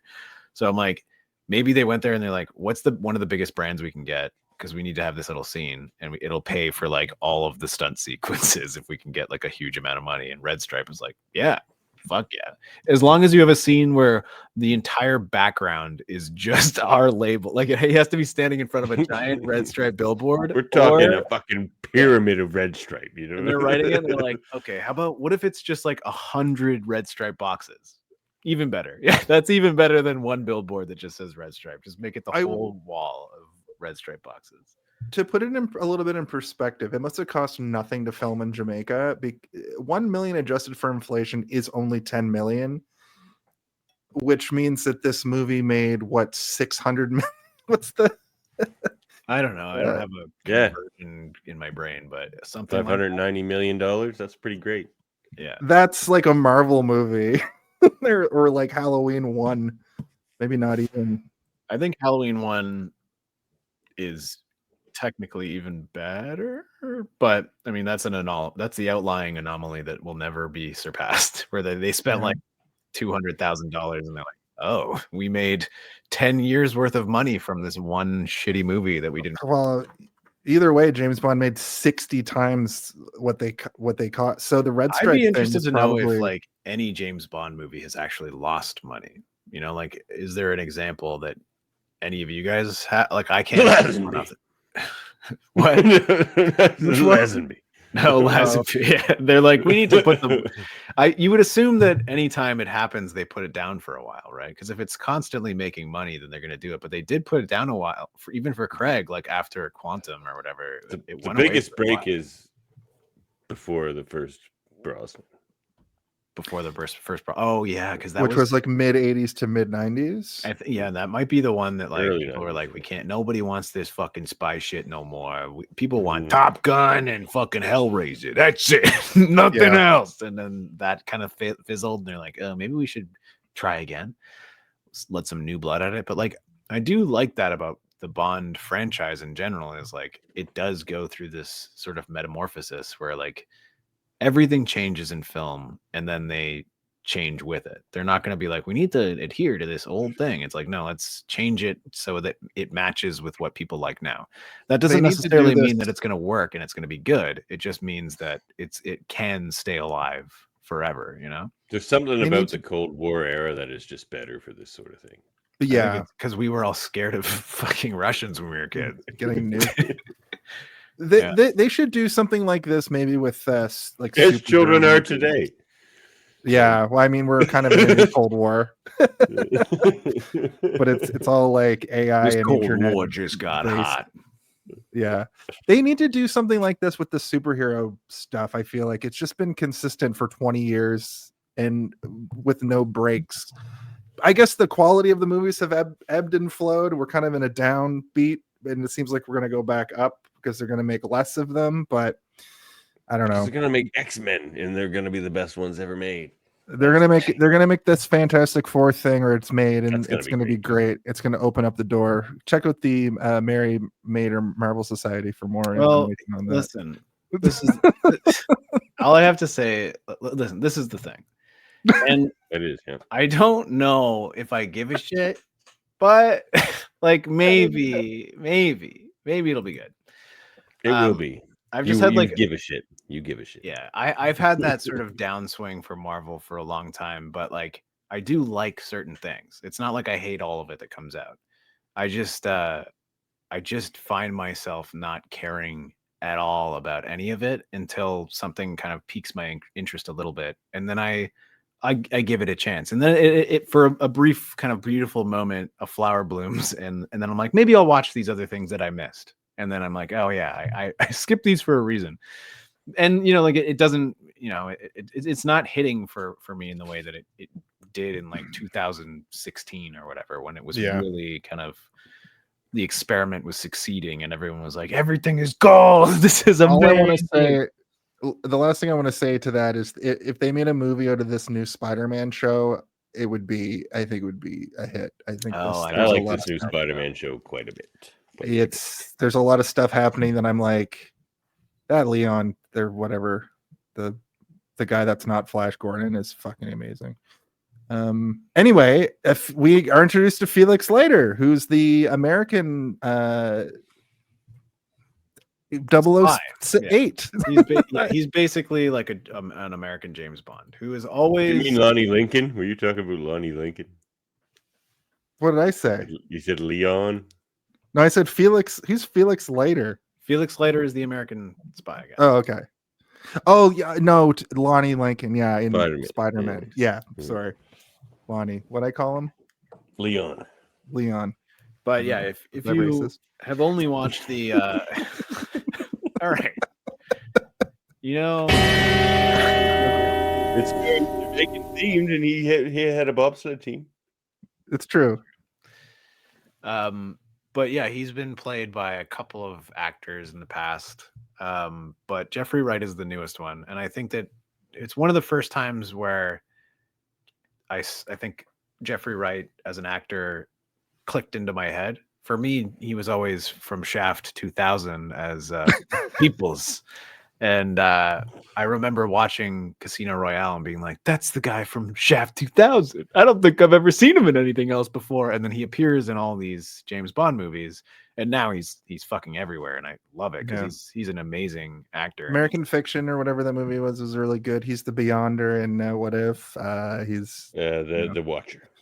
They're the Watcher. He's the Beyonder is a different thing. Man, I need to bone up. To be honest, the guy in like the white velvet suit who creates a battle world for them to He's Bernard in fucking Westworld. He's all over the place, and he has been for years now. And he's now become, I think, like a Wes Anderson staple, where he's just like, I love this guy's voice and presence, and he's great. This guy usually comes in and says it's like 3 stages of beard, but this time he's changed it up a bit. Thank you, Polar Knights. Thank you for coming through. Good to see you. It is 3 stages of beard. It is 3 stages of beard. So it's interesting that he's bringing up the fact that Mine it's is 3 yesterday's shave. Jason's is I've been working on it, and Davin is like, I have 2 kids. Don't look me in the eye. I'll kill you. Yeah. I'm We'll the get the old the man one you Logan. look down at in both those scenarios. The guy wearing like a bathrobe and like the disheveled beard. I don't really have a beard at all. It's just kind of a scratchy growth. Get rid of it. That's what they called me in high school. Scratchy Don't growth. worry, I have a kitten that will lick that off for you. Come here, Oh kitten. my god. But Anyway, yeah, there was Felix so much Leiter, stuff in this classic movie that Bond character. I thought Felix was going to do a 006 GoldenEye thing and turn on him later in the movie, but he just shows up a This is couple one of those times. moments where pretty chill. I was like, oh, it's Felix Leiter. No, he's like Bond's like best friend. He doesn't have friends. James Bond doesn't have friends, but Felix Leiter is James's friend in everything that he like in every iteration. You know, there might be a moment where he has to knock Felix out. There might be a moment where Felix has to betray him, but they're always friends at the end of the day. In that theory where like they just carry on the names, but it's always different people. Like Yeah. new 007 each time. They just keep hiring traitorous bastards to be 006. It just keeps happening Yeah. over and over again. It's like, damn it, 006 again. They always Does he hire an keep- actor who the actor who portrays him always dies in all the movies he's in. You know, like Sean Bean, like is always Sean killed Bean. and everything. Yeah.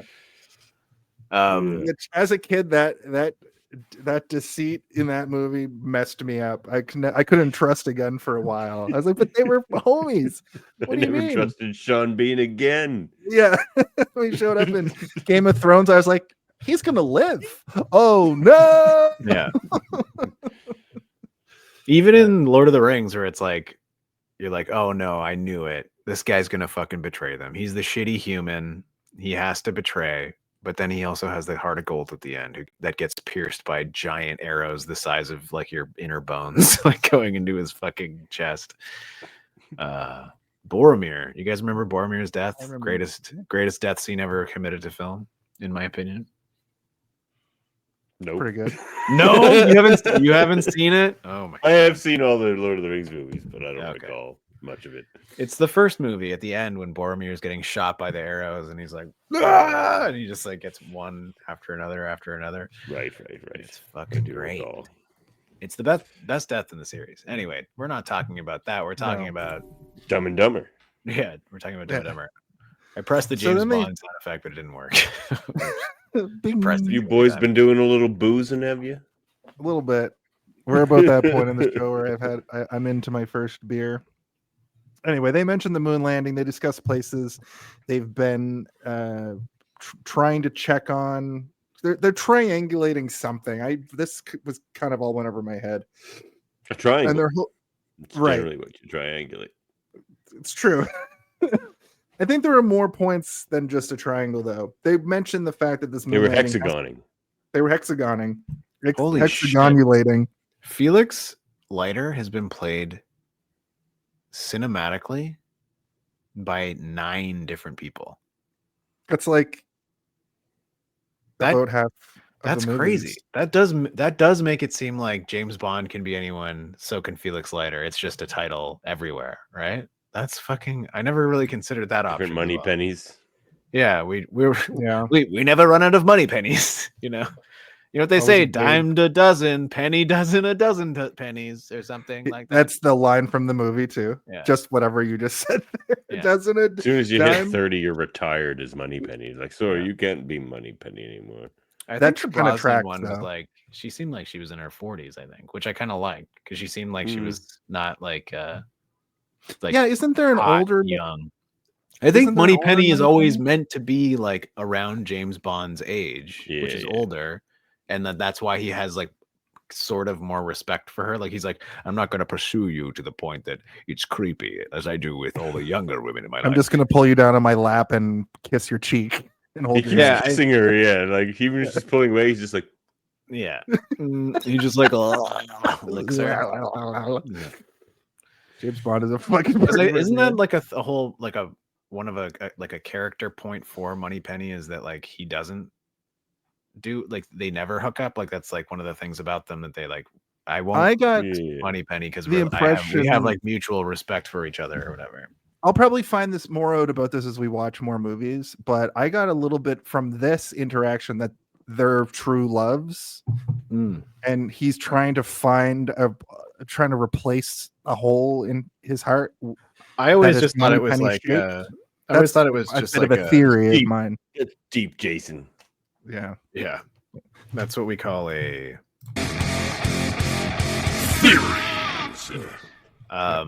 for me it was always kind of like they're of similar age, so they might have come up through like the academy together, and like she's not just a receptionist, like she's also a spy and like knows how to use a gun. And they get into that in the Craig movies a little bit. Like she's like a field agent at one point, and she's ended up like relegated to desk duty because she's also good at that. And she's maybe even better at that, like planning and strategizing or whatever.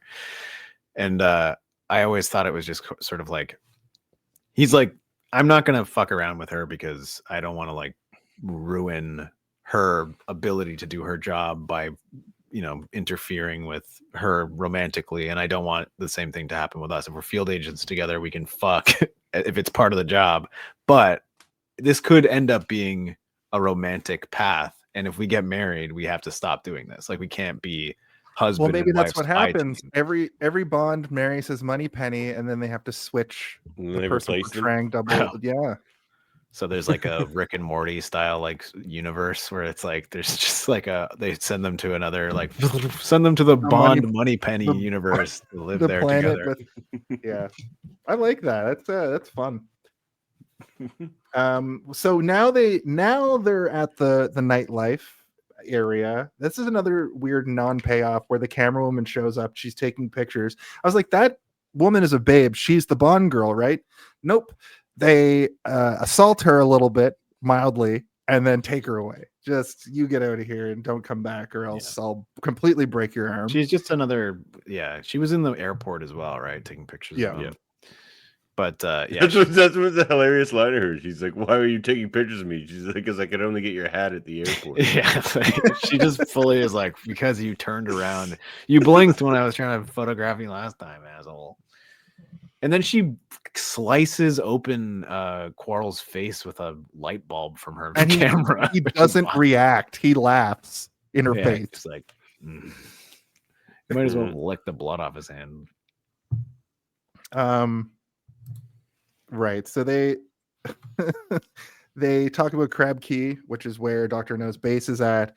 And then finally, after all this time, we hit a little moment known as the part of the show where I look for the sting.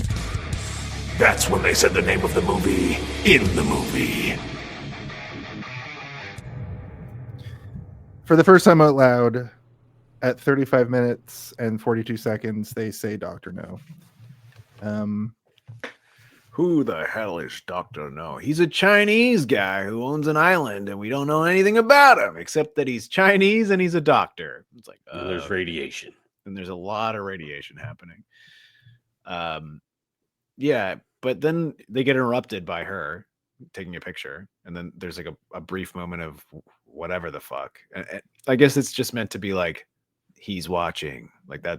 In any other movie we can figure that out. We don't really need it, but like all it does is kind of give them another brief moment of camaraderie amongst the spies and Quarrel. Like Quarrel is just literally just like a fishing boat guy who's like, I've been recruited by secret agents. This is sick. You assume they probably Hope I don't get burned to death, right? They're just handing him stacks of money. I mean, if I was Quarrel and they were like, we need you to take us to the island, we'll give you $1 million upon your return, our safe return. I'd be like, all right, as long as I don't die. Okay, well, don't drink too much on the trip, I guess. Too late. Yeah, he goes to see Mr. Dent, the doctor. Everything seems on the up and up, but then we get. Wouldn't he be Dr. Dent? Dr. Dent. If he's a doctor, he said Mr. Dent, the doctor. It's like a mechanic shop. He goes to see Dr. Dent, and they have sort of a back and forth about the situation. But then, to show that Dr. Dent is not on the up and up, we get him going to Crab Key and goes into a room. This is the best part of the movie, in my opinion. I love this. Well, part. It's the fucking whole fun. sequence is great because it's like he takes the boat across, then we get to see the like secret hideout that's like it's got like a dry dock kind of thing, looks like a foundry a little bit, or like a mill, but then he goes into like this weird sterile, It's like an gray room. excavation, like they're digging Yeah, deep or whatever. Which I think in order to like make sure that if something goes wrong for nuclear power, you do typically need to burrow quite deep underground to contain it if something crazy happens.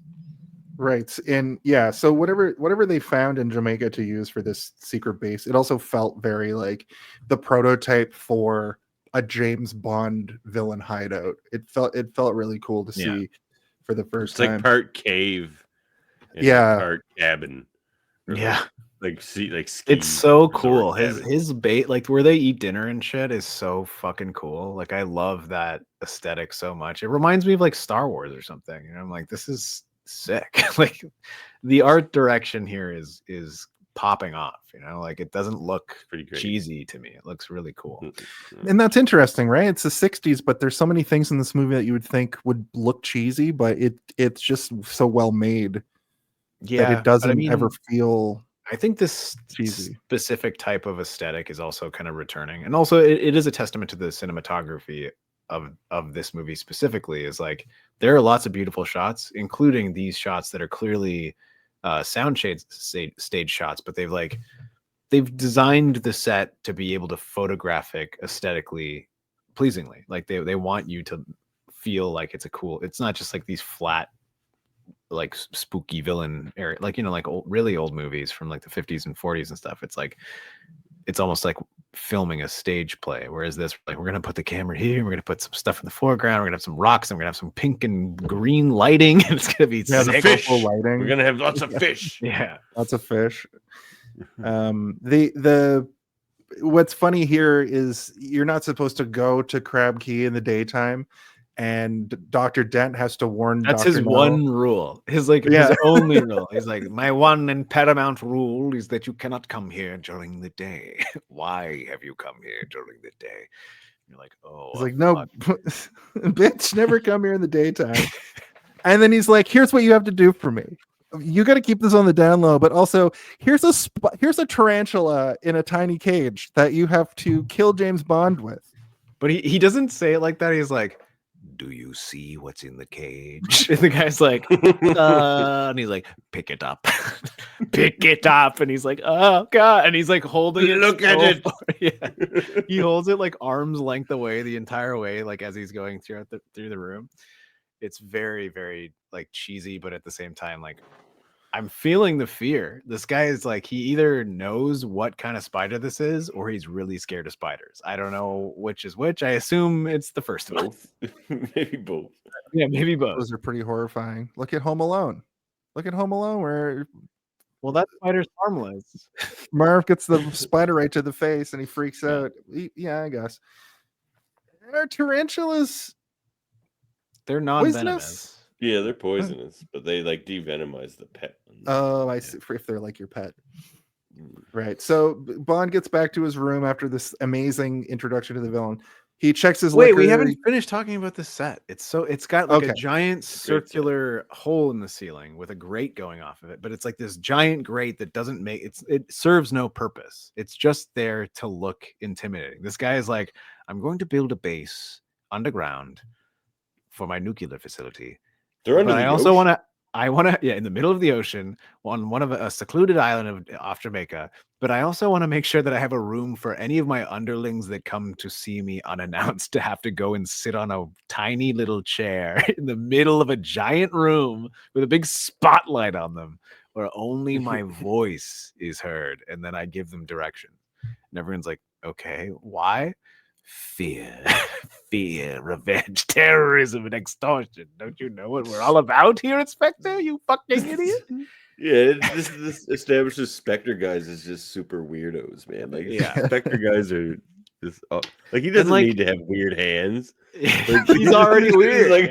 He's like, I'm so fucking weird. I just made my hands like this. Like I did this. I didn't lose my told hands in the war. I picked up uranium with my bare hands, so they would. Yeah. I'd have to get them removed. No, these are just gloves. I told everybody I fought an octopus and it stole my hands, but really, these are just fake. I'm just really crazy. I have carpal tunnel.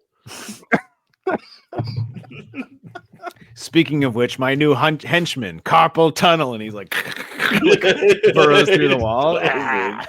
Get him, carpal tunnel. Hell yeah! To take notes, Daniel Craig. Wait, should we make Bond? Carpal tunnel is a good Bond villain. Jason, write it Yeah. down. I can draw a picture of carpal tunnel. He's like a mole man. He comes out. He's got Dr. No weird claw hands, and he claws through the walls. Give him the lockjaw jaw too, and the fucking odd job hat. Just everything. Yeah. You say Uh, Lockjaw? What's his name? Jaws, but Lockjaw Jaws. is also a good. It's like a guy who can't talk. He's got like a Yeah. big saw thing on his face. It's a Austin Powers. Lockjaw lost his mind 10 years ago, but he Hey doesn't guys, do- how's it going? but he'll do anything I say. Except eat food. Yeah. He has to drink through a straw. James Bond gets back to his hotel room. He checks the liquor. He checks the door. He checks the briefcase, and then we get him sweating overnight, just laying in bed sweating. And then something's crawling through the blankets, and it's a spider. And then he has a battle, like a fight scene with a spider. Kind of. He lays very still until it climbs off his Did you guys shoulder. notice that it's like when it's crawling on him, it's clearly like his arm is Like pressed up a glass, like a plate glass, and it's. Oh, I crawling thought on it was glass. superimposed. Like No, it's whatever it is. there's just glass, but it's like a very clean glass, and he's because you can see his arm like wink, like squeezed Yeah. up against it, and the thing is moving, and I'm like, is this a real venomous spider? Like, what the fuck? Why? What the heck is going on here? But Because I don't there's know a also lot about scenes of spiders. it very clearly on a person's arm. So maybe Yeah. Sean Connery was like, "No, I'm Yeah, not Sean doing Connery, it." man. I can't be. You listen. I know these spiders are expensive, but I will keep swatting them. And they're like, he's killed 14 of them today. He keeps squishing them. I can't help it. I slap everything. Listen, we can put some glass between me and the spider. It's probably the best way. Still, it's like the next scene. He's got a bandage on his hand because he still tried to slap the spider through the Smashes the glass and glass. smashed it. Yeah. He also ends up killing the spider, like kind of off direct scene with his sandal or his Yeah. slipper, which I thought was really funny. And he hits it so many times. He hits it like 5 times. That's- That's not that funny. The thing that makes that funny is that the entire orchestra is in it with him. They're like, Yeah. like, as he's hitting it. Na-na-na-na. It's so crazy. Damn these cushy slippers. Yeah. It's still moving. Yeah. Right. So we then meet Miss Taro the next day, who is played by a woman called Zena Marshall, with probably the most offensive thing in the movie, but she's not doing a racist accent. She's just a white person playing an Asian person, which was pretty common at the It time. took me a little minute, like a little while to realize that she was supposed to be Asian. Like it took me a while, like enough that I'm like, oh, because like there are people that do their makeup like that now. Like white women walk around with their eye makeup like that. And I'm like, oh, maybe she really just likes Chinese culture, you know? Oh, but I don't think that's the culture. I don't think No. Asian women paint their eyes to make their eyes look Asian. I think their eyes just look like that already. Well, she comes in and she's, poking around. Then he leaves out a different door again. He's like, "Can I go out that way?" Because he knows that she's talk to her. Yeah, he wants to talk to her. He wants to bang her because she looks good, but he knows she's a spy of some sort. I know He this is the also thing wants where to get you said that he's a doofus, but he keeps like he knows what he's doing. Like he's not that much of a doofus. He's like everything that I mean, I it's don't mean obviously he's written. stupid. I mean that he the way he applies charm is in this really doofy way. Oh yeah, he just kind of like. Yeah, I think he's intelligent. Like I think he's a smart spy. I just Have think you he's seen my shoulder width? It's huge. I think he's just kind of like a one-track mind, kind of like a bro. He's a Giga Chad. Right. Would you like to come up to my room and see me in a red bikini? Play the thing. An itchy bitchy teeny weeny.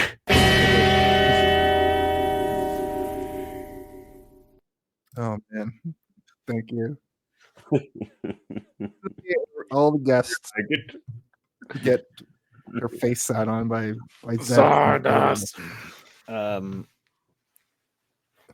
We get the scene with the Geiger counter. They go back and check the boats. The boats are radioactive. This goes back to the samples that they were talking about earlier. It's bauxite, I believe, is the rock that they're mining as well, which is radioactive and to some degree. They talk about a possible dragon, which is brought up. A Corey possible drag queen? Yeah. Corey doesn't want to take them to Crab Key because it's like forbidden, and he gets instructions from Miss Taro. Oh yeah, because they asked Miss Taro on a date when he was talking to her before. He calls her up, gets instructions to go over and meet with her, and when he's driving out there, I have something very special that I want to show you guys because I thought this was amazing and hilarious. But when he's driving out there, the three blind mice roll up on him in his hearse, and they chase him. We get another great chase scene that results. This is the end of the chase scene, and let me know if you can tell what the problem here is.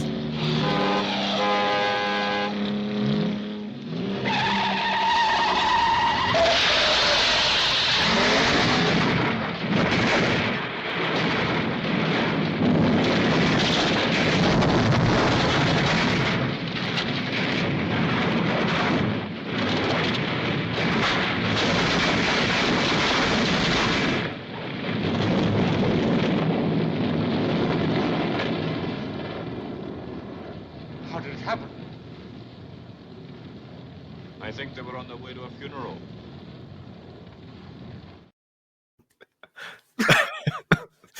I do see the problem there. They didn't use their signal lights. Yes, exactly. Thank you. Uh, I love Use the your trope. signal lights, people. yeah. I Exactly. think the main problem is that guy's like, how did it happen? It's like, didn't you see? It fucking drove off the cliff. They were on their way to a funeral. I love People the burning trope. to death in a car right there. Yeah, I love the trope of just a car. It wasn't even like usually a car goes off a cliff and it blows up when it hits the ground. It starts exploding halfway down that hill. It just Which burns down the hill. Back then, petrol fuel was extremely flammable, and all it took was a crusty, dry Jamaican rock sparked against an engine block to start a huge flame. In That's a a good point. backseat full honestly. of red stripe. Yeah. Yeah. Jamaican rum.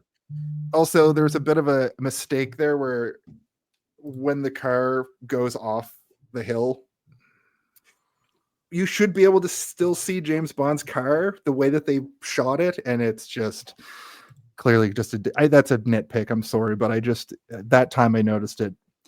But on the same end of the spectrum, like when he ducks, even though he's like on a rear projection set, he ducks and it looks like the car goes underneath that piece of machinery. So at least there's a lot going on there. I thought I rewatched that moment like 5 times this afternoon because I was like, this is great.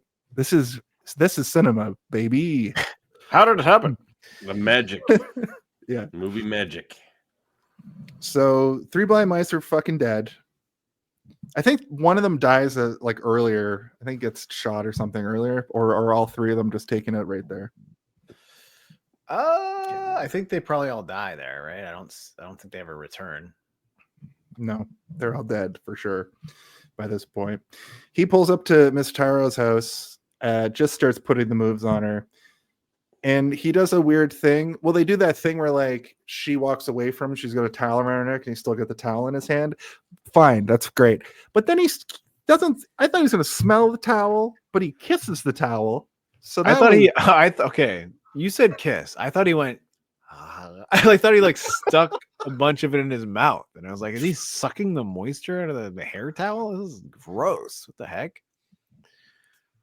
Maybe it was a towel money penny. Yeah. Yeah, maybe it was a blooper that they left in. Maybe he It was, was just getting him doing a, shit. just being a weird like weirdo, just making Yeah. a joke. I'm like, do you mind Like, if we put this in? He's like, what do you mean? It's like, well, you did this weird thing. He's like, everyone does that. Everyone does that. To a woman's towel? What the hell? You don't shove half of it in your fucking mouth like that? It's crazy. Do that to my own towel after every shower. Yeah, he does like one of those like flosses, and he's like, Zardoz, I can taste you. Wow, that's a lot too. Just Zardoz doesn't even happen for a few years, right?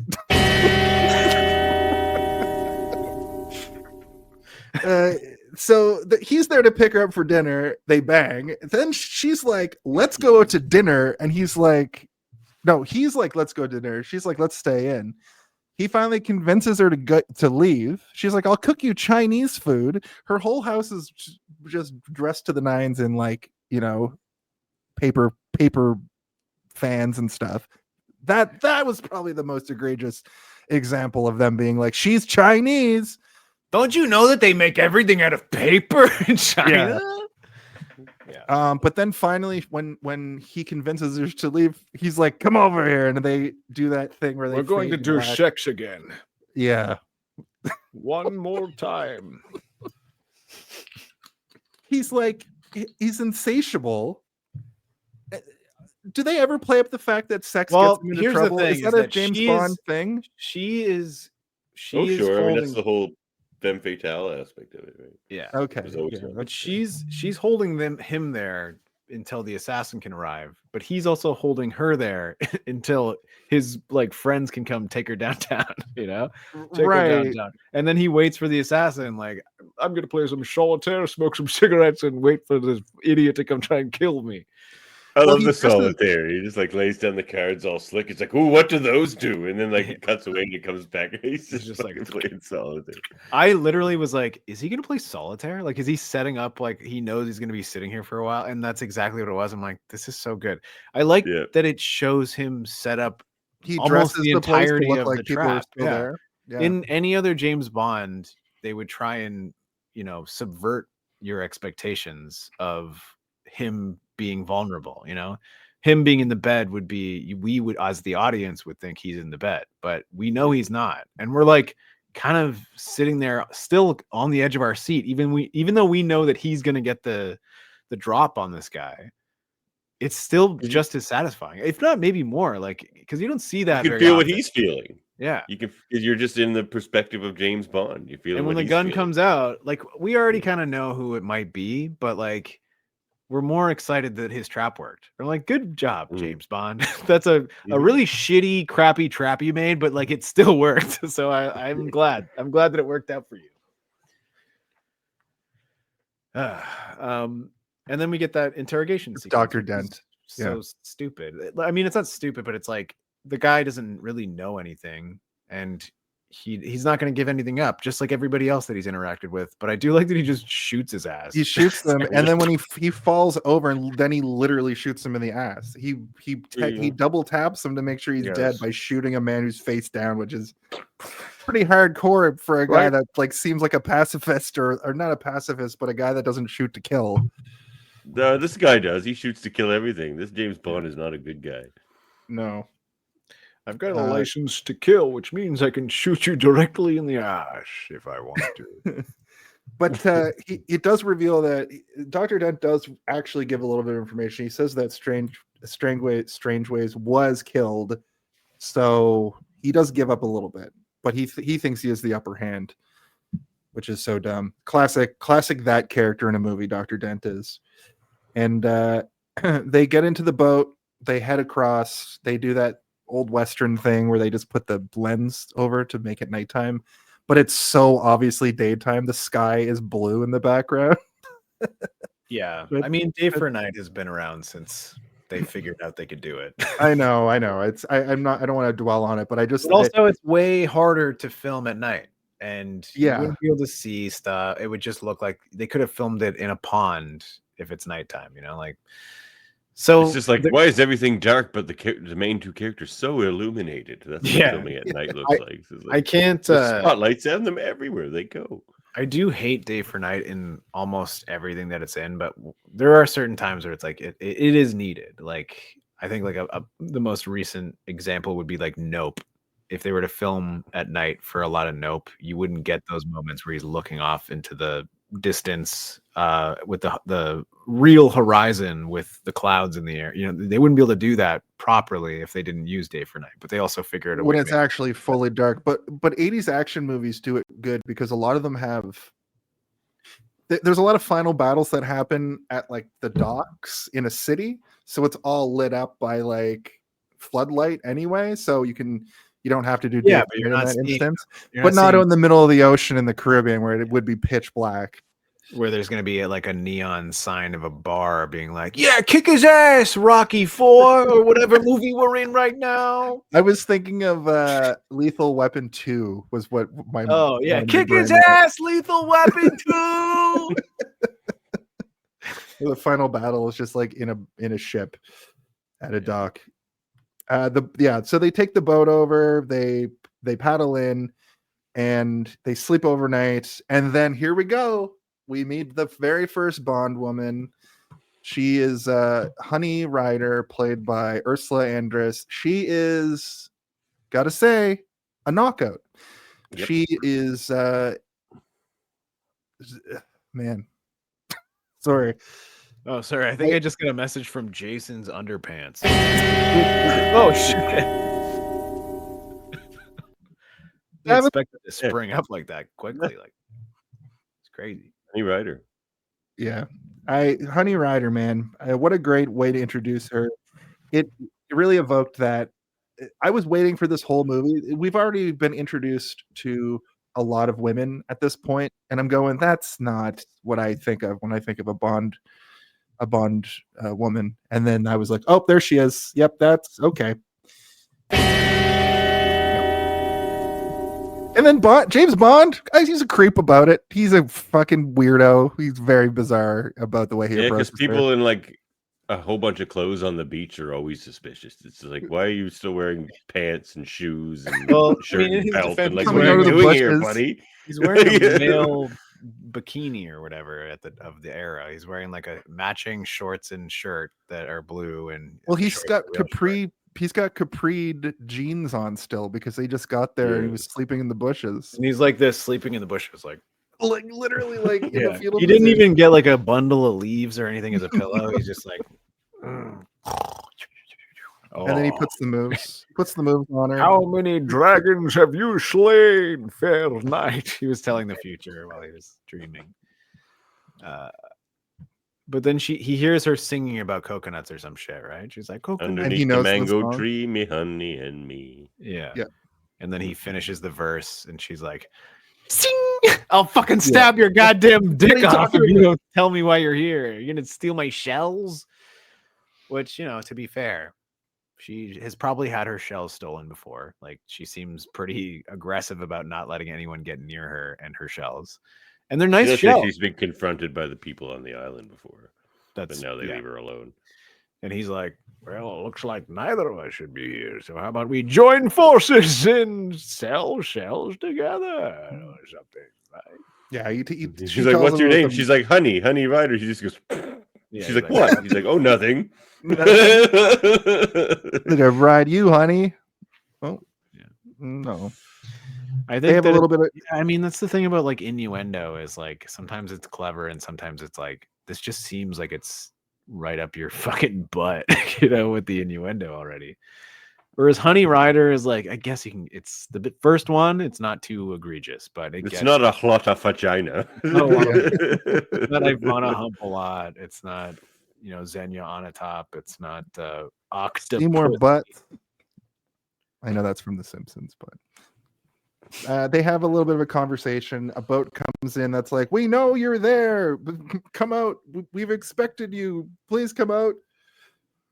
They're the bad guys, clearly. There is like a moment here where like he tells Quarrel to get his shoes, and Quarrel does. And I kind of wish that like he didn't, because it's not like James Bond's shoes later then come in handy, like that he needed his shoes or anything. But there's a moment where they're about to run. And he's like, Quarrel, get my shoes. And then they're running, and then you see that He Quarrel walks has through his the water shoes. with the shoes. Yeah, and he's got them. And then Bond is wearing his shoes later. I kind of wish there was a moment where he's like, "Did you bring my shoes?" And he's like, "Fuck no!" I wish he was just like, "Fuck no! What the hell?" There's a guy that have machine guns. Like, I'm gonna grab your goddamn shoes. I think it's the first time we hear They're it. on Quarrel's feet. I'm wearing them. I left my shoes. Wearing I'm your wearing shoes. these ones now. Yeah, finders keepers, motherfucker. This would also be the first recorded time in James Bond history where we hear the classic ricochet sound of bullets when they're shooting. Pew! We also get this great interaction, which I clipped. Check this out. I don't know what the fuck most of this means. Let's get the hell out of here. Listen, both of you. There are no such things as dragons. What you saw was something that looked like one. Not trying to think what it was. How do you know there aren't? Anyhow, what do you know about animals? Did you ever see a mongoose dance? Or a scorpion with sunstroke sting itself to death? Or a praying mantis eat her husband after making love? I hate to admit it, but I haven't. Well, I have. I mean, it's not. I was you gonna don't write all understand those it. down, and I was like, you know what? I need you to see this. She's just naming things that would seem unimaginable had you not seen them, but they happen. And I've never seen any of those things, but I know they exist because of, you know, other people's firsthand experiences in science or whatever. But yeah. I guess the dragon does technically exist, which we'll find out. And in a also moment. the point that she's making is like, just because you haven't seen it doesn't mean it doesn't exist. That's Right. what the point is. But also I like that he's like, I just want to know what a dragon is. And then I was like, how many dragons have you slain, fair knight? Like immediately as he says dragon, I'm like, yeah. He was born to be a dragon, man. Yeah. We should Yeah, do that's Dragonheart on the show. It's one of the first CGI. it's one of those movies dragons. that was way better when you were a tiny child, but like it's still all right. It's okay. My memory of that movie is literally, I've never seen it, but seeing it on Entertainment Tonight, them doing that thing where they show the like how they did the CGI of his like facial recognition on the dragon. So I would be interested to I see if think you're thinking of Smog from you know, the Desolation of Smog. I think that's what you're thinking of because they You're the man now, dog. Yeah, they That's the absolutely best- did not do that's that. the best for Sean Connery Dragonheart. commercial. Yeah. you're the man now, dog. Dog. TMND.com or whatever. YTMND. Yeah. You're the man now, dog. So they need to- We're here with Sean Connery. So what was it like being a dragon? What? What do you mean? What do you mean? I was a dragon? Dragonheart. Dragonheart. What? I don't remember doing that. They need to hide from the guards, so Ryder takes them through the jungle. This is that moment that I was talking about earlier where it just fucking these beach scenes look fantastic. And they're walking through the water. They're like, why do we have to walk through the water? And it's like, oh, it gets rid of the scent because they have dogs. And then he's like, okay, that makes sense. And then the guards show up and they do the thing from literally Warner Brothers cartoons where they grab reeds and use them as like snorkels. I wonder where the Warner Brother cartoons got them from. Maybe from this movie. Could Probably be from this movie. Maybe. Or it could have just been like a trope of an Ian Fleming novel being like, cut a reed in half and then breathe through it. Listen, And it'll then, help you stay away from hunters in the woods, you wascally rabbits out there. they keep walking down the river and we see a skull and bones sign. So we know that trouble's brewing. It Pirates. also is like the worst drawn sign I've ever seen. Where it's like, what? Who drew that? Like, that was bad. That was a bad sign, a bad warning sign. Yeah. But also they don't see it. Also, it evoked that thought of the dumb Trumpers or I guess just dumb people. They don't necessarily, well, let's not politicize it, but they're swimming in like a little swimming area. And then like there's a sign that clearly says that you'll get diphtheria or something right in front of it from like last week. I don't know if you guys Water saw may that. contain brain-eating worms. Yeah. Thanks, I don't want to do Roland. my RFK impression, but I have it on standby in case we need it. Listen, I'm not as put off by people doing that impression as people on the internet are. Is it because he's a horrible person? of That's shit, why I yeah. don't feel bad about it. Exactly. But Anyway, Some people don't know you can get a tag for roadkill bear. I heard there was a whale down at the beach. I got my chainsaw if anybody wants us to go down there and sever the head together. I've got my minivan as well. That's too good. Yeah, That's that's actually both of It's your really impressions. good. I'm not even going to attempt it because both of you did a great job with that. The whale thing and also the killing a bear and leaving it in Central Park thing are just psychotic. He is psychotic, man. That guy is so crazy. Oh my god. You can't blame that on brainworms either. Like brainworms No, aren't that's that crazy. that's who he is. I think he did that. I think he did the bear thing in the 80s well before the brainworms. I'm planning on sawing off my own hands and replacing them with robot hands, but I'm not sure it's viable yet. Yeah, RFK is definitely a Bond villain who that's his quirk. That voice. And James I Bond just want to see sounds good like- robotic hand science. I just want to see good science.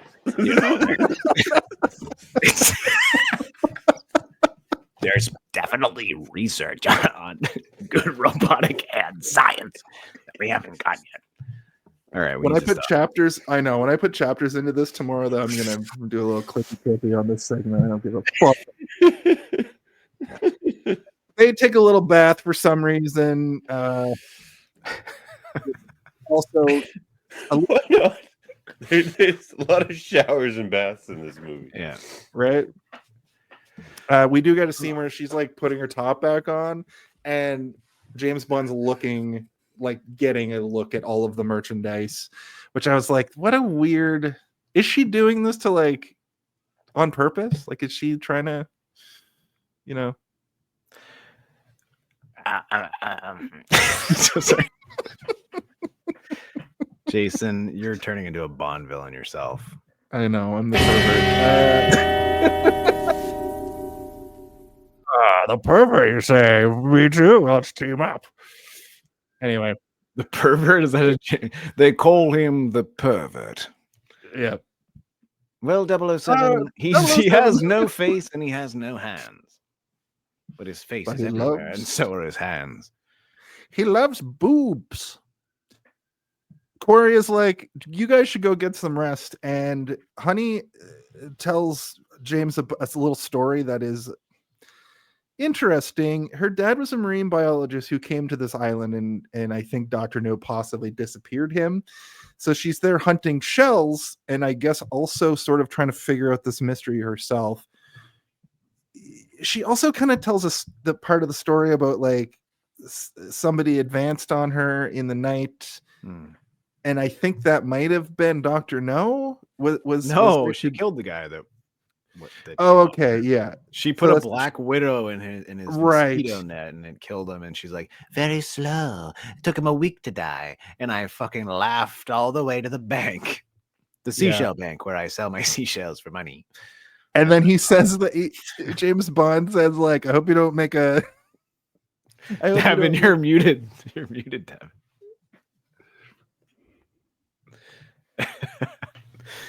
I hope you don't do that all the time to people. I've already had spider problems, and I might advance on you in the night. Yeah, are spiders like India or like the snakes of Like his Bond for in- Indiana? yeah. Like he's I was like, wondering that. There had to be spiders, spider women.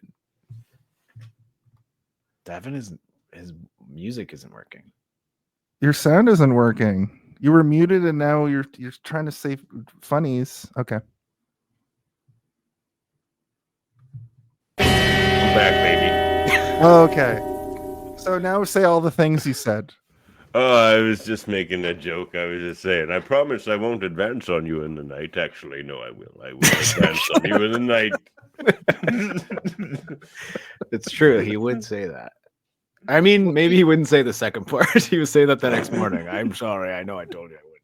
I may After- slap you, but I promise it's only because I love you. Well, after he says that, after she says this story to her, like that's her only gentleman suitor ever. She's like, "Do you have any like women in your life?" And he does the 1,000-yard stare, remembering like the 2 women that he's had sex with in this movie, and probably Moneypenny as well. That's when I Jason, started. We've all to be like, agreed that they don't have Money Penny is not part of it. No way. Definitely not Moneypenny. okay, Jason hasn't seen enough James Bond movies to understand Money Penny yet. He'll get That's it. true love, I'll get Jason. there. Yeah. Okay, I'll get there. I'll get there. But he has had 2 woman suitors He's been a gentleman suitor to 2 women in this very He- film. 10,000 like, pennies and all he needs is a knife or whatever. Yeah. Yep, that's the saying. But as soon as he's about to answer, after he's just like, nothing, they get interrupted, and they finally see what the dragon is, some sort of fire-breathing tank. Yeah. And then our best friend gets burned alive. I hate What it. are they doing? They're just driving down the road and blowing the fire off at nothing. Like, what are they? I don't understand. Yeah, this fire tank. Let me ask you guys, if you were a crony, if you were a henchman and you had a fire-breathing tank, wouldn't you just drive around the swamp blowing shit up? Yeah. All right, fair enough. I accept that answer.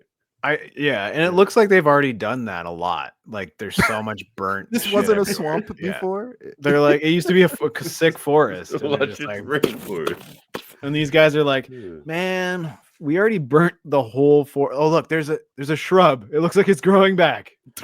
Burn it. Scorch the earth for Dr. No. And everyone's like, have you ever seen Dr. No?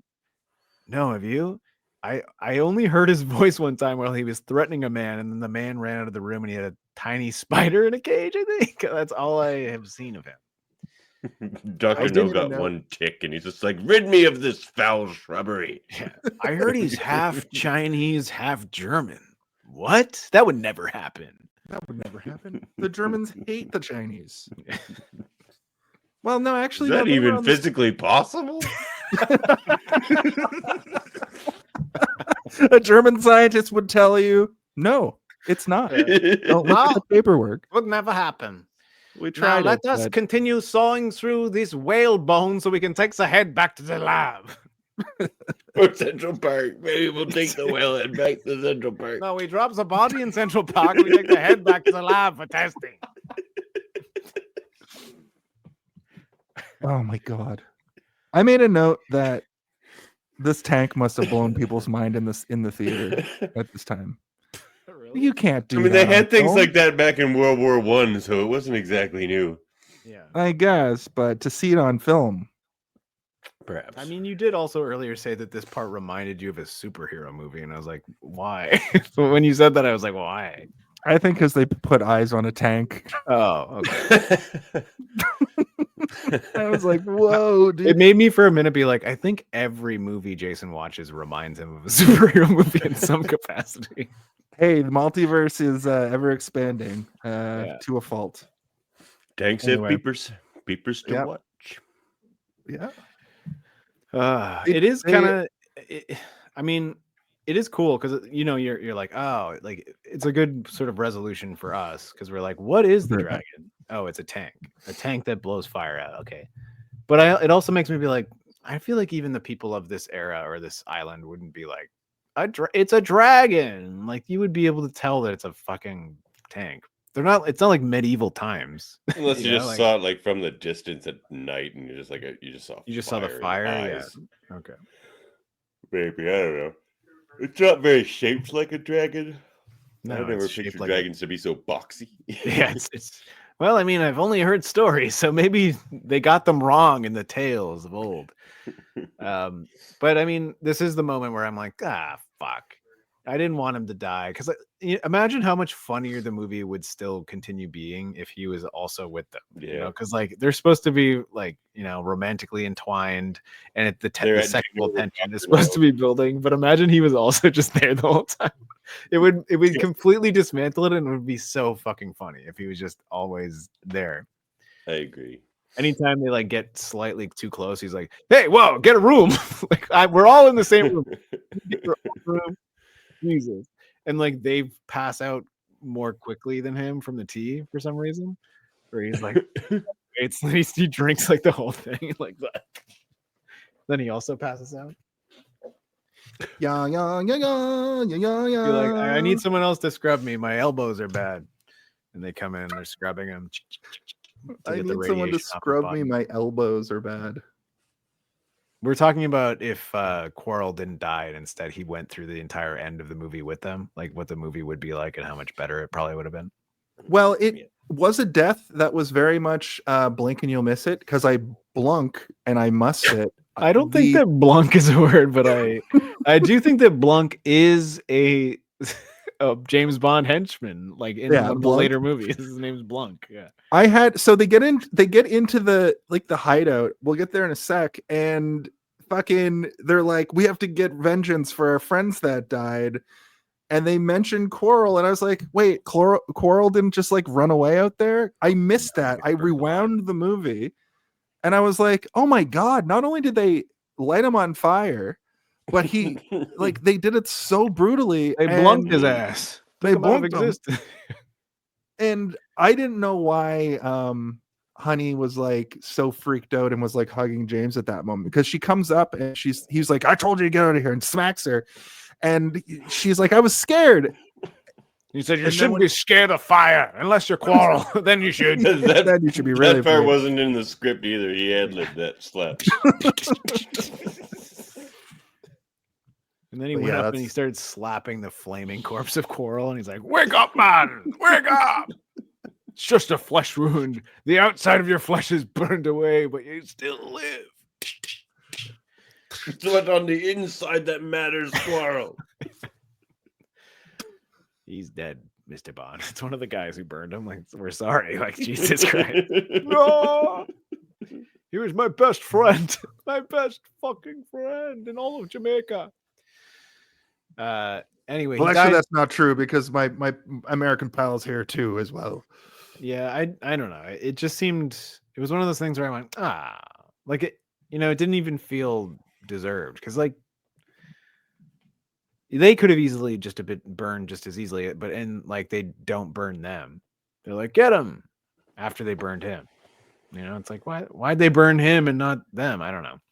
Because they burned one more guy, and you're like, you know what? I've changed my mind. I've had enough of this life of burning. A guy on the cannon's like, holy one man too far. I've burned. Yeah, I didn't actually. Never burned. I burnt a person. I would just like to burn like shrubs and small animals. I've been burning shrubs for years, and I never have had this feeling, which is horror in my gut. Nobody ever tries to actually fight Dr. No. He told us nobody would ever try to challenge him, and I've just burnt a man.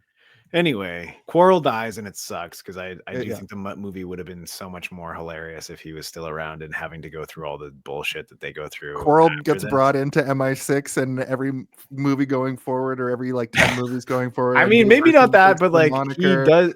Quarrel. There could be moment. No, Q is already a thing, but there could be moments where James Bond has Quarrel, like Quarrel's in France for some reason. He's like, Mr. Bond, it's me, Quarrel. I've got information for you. Like, it would have been good. Isn't that kind of like Indiana Jones's one friend who shows up in a couple, or like of any James Bond movie where one of the characters survives for 4 movies and then gets killed? Yeah. Felix, most of the time. Or anyway, that one Russian guy from the Brosnan series. He's in a couple movies before he finally gets murdered. Anyway, they have a ham-fisted fight with the henchmen where for some reason Bond just cannot beat these guys. He keeps getting bested, and they knock him and take him in. It seems like actually before this. No, this is the scrubby scene where they get scrubbed of all their radiation. It seems like they want to, like, they knew James Bond was coming. It seems like we'll find out that Dr. No wants to try to indoctrinate James Bond to be his like number 1, his number 2, his henchman. But James Bond's obviously like, no. But we do get this weird scene where like they're highly irradiated because the mud they were like flailing around in is they give us like arbitrary numbers that are supposed to mean something, and we're like, I don't know what that means, but I guess it's bad. I wouldn't want to have 84 points of radiation on me. I don't know what it means, but if somebody holds up a radiation detector and it's like like against my body, and we're like, oh, sounds like RFK. Do anything about this, or it's like you have radiation.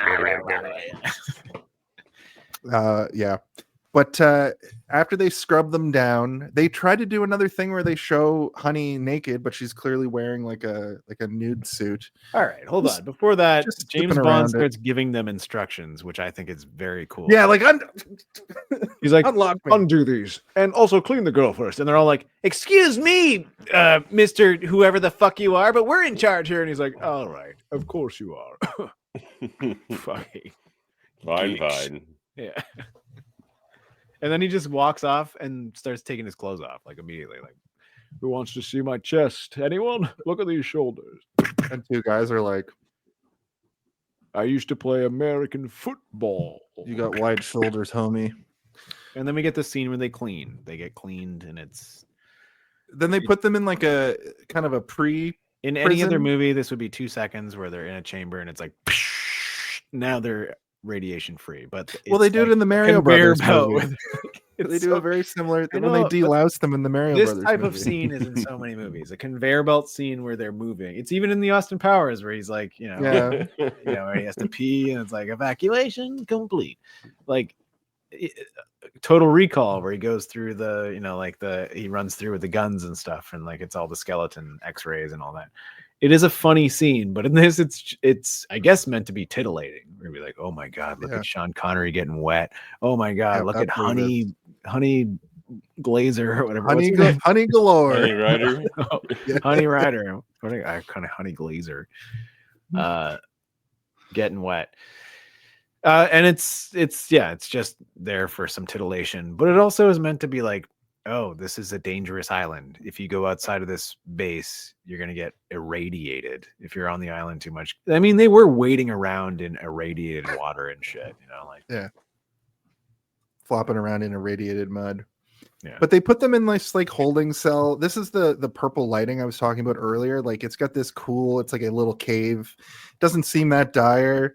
It turns out that it's just a holding area where after that they're taken to their room, their like hotel style rooms, but it's still just like a cave base. They keep saying that they've been expecting them. They've been saying that they've been expecting them since they first met those like soldiers that rolled up on the boat and were shooting at them. They were shooting to kill, but they're like, we've been expecting you, which I thought was funny. The first thing he gives James Bond is cigarette. Like, here's your smokes and your tea, buddy. Must be tea time somewhere. And clothes last. Cigarettes before clothes. And when they're drinking the tea, they get knocked out immediately. And this was what I was saying earlier too, where it's like, so the woman who brings them to the room is like, Dr. No is expecting you for dinner. Then they get drugged. Then it seems like it's the next morning. They've been put to bed. No. You've forgotten that Dr. No comes in just to like squeeze James Bond's balls or whatever. Well, that's while what I he's was going to sleeping. say. That's what I was going to say. James Bond has been put to bed. Yeah. Dr. No comes in and fucking molests James Bond a little bit. I wrote, Dr. No is creeping. How did James Bond get put in bed? It must have I don't taken, know. like, Yeah, there's no 14 of those answer. guys, right? There's It's probably just henchmen weird. that put them to bed, but yeah, it is fucking weird. And I was like, what Read the them a heck? story. Yeah. And then It's like once upon a time, a spy came to Dr. No's island. for some reason, what you would assume to be the next morning, nope, still before dinner. They're like, Dr. No's expecting you for dinner now. They're confused.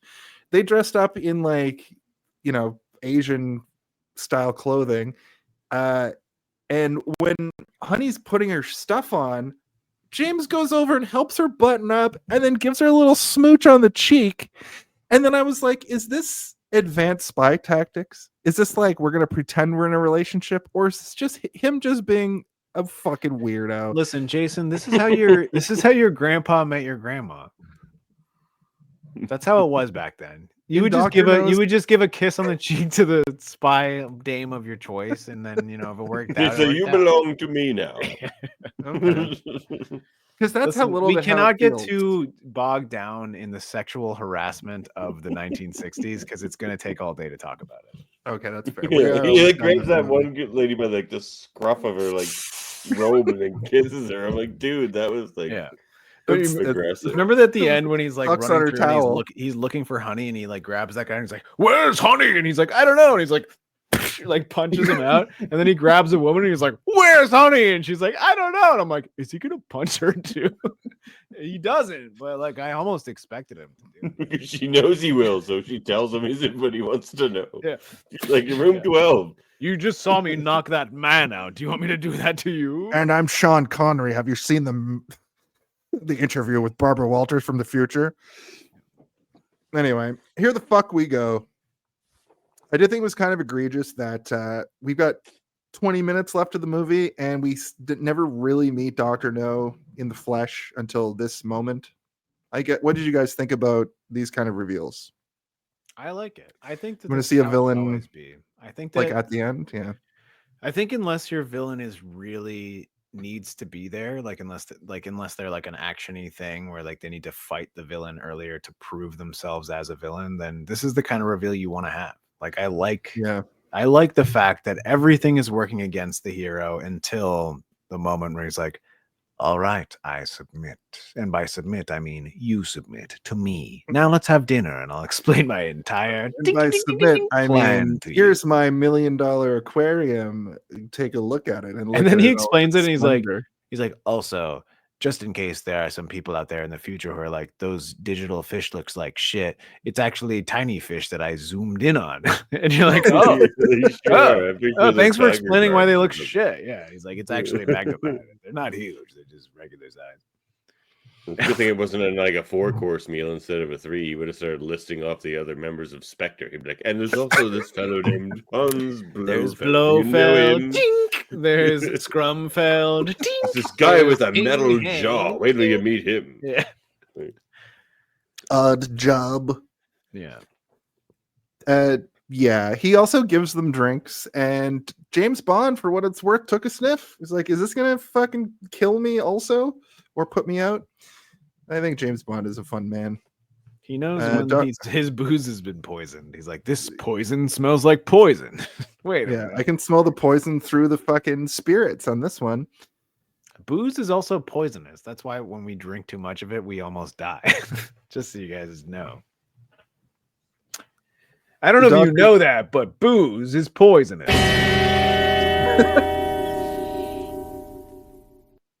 As I pour myself some more booze. Not in Nova Scotia, it's not. No. Do you live in Nova Scotia? Yeah. You're now? Yeah. Oh my gosh. I thought you were somewhere in Ontario. That's amazing. No, I'm not. We're gonna have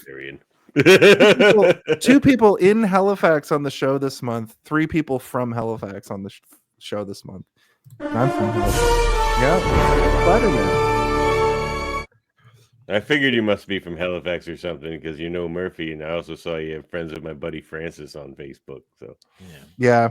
And you guys both also sound like you are pirates, like pirate people. Yeah. if you hear the way that we say the word car, that's a dud giveaway. Yeah. Cool. Yeah. Car. And also, like every Take time the cat under the bar. when you guys are laughing, you go. You're like, whoa, gee whiz. That's amazing. That's Also, every time I see Jason in real life, he goes, Jack Sparrow. And he tries to give me your booty. He says. Yeah, he tries to make me join the crew of the what's it called? The Flying Dutchman, I think. The Blue Nose 2? Yeah, the Blue Nose 2, yeah. The Blue Nose sank after too much. Theodore the tugboat? We sent him to Ontario and you guys sank him. We sank it. That was me. I was like, you know what? I'm sick of this fucking tugboat. Right. I hate to be the guy, but we're getting kind of late. We need to go. We need to get. Wow, yes, I have Steve. 2 children and haven't slept in 4 years. Okay, listen.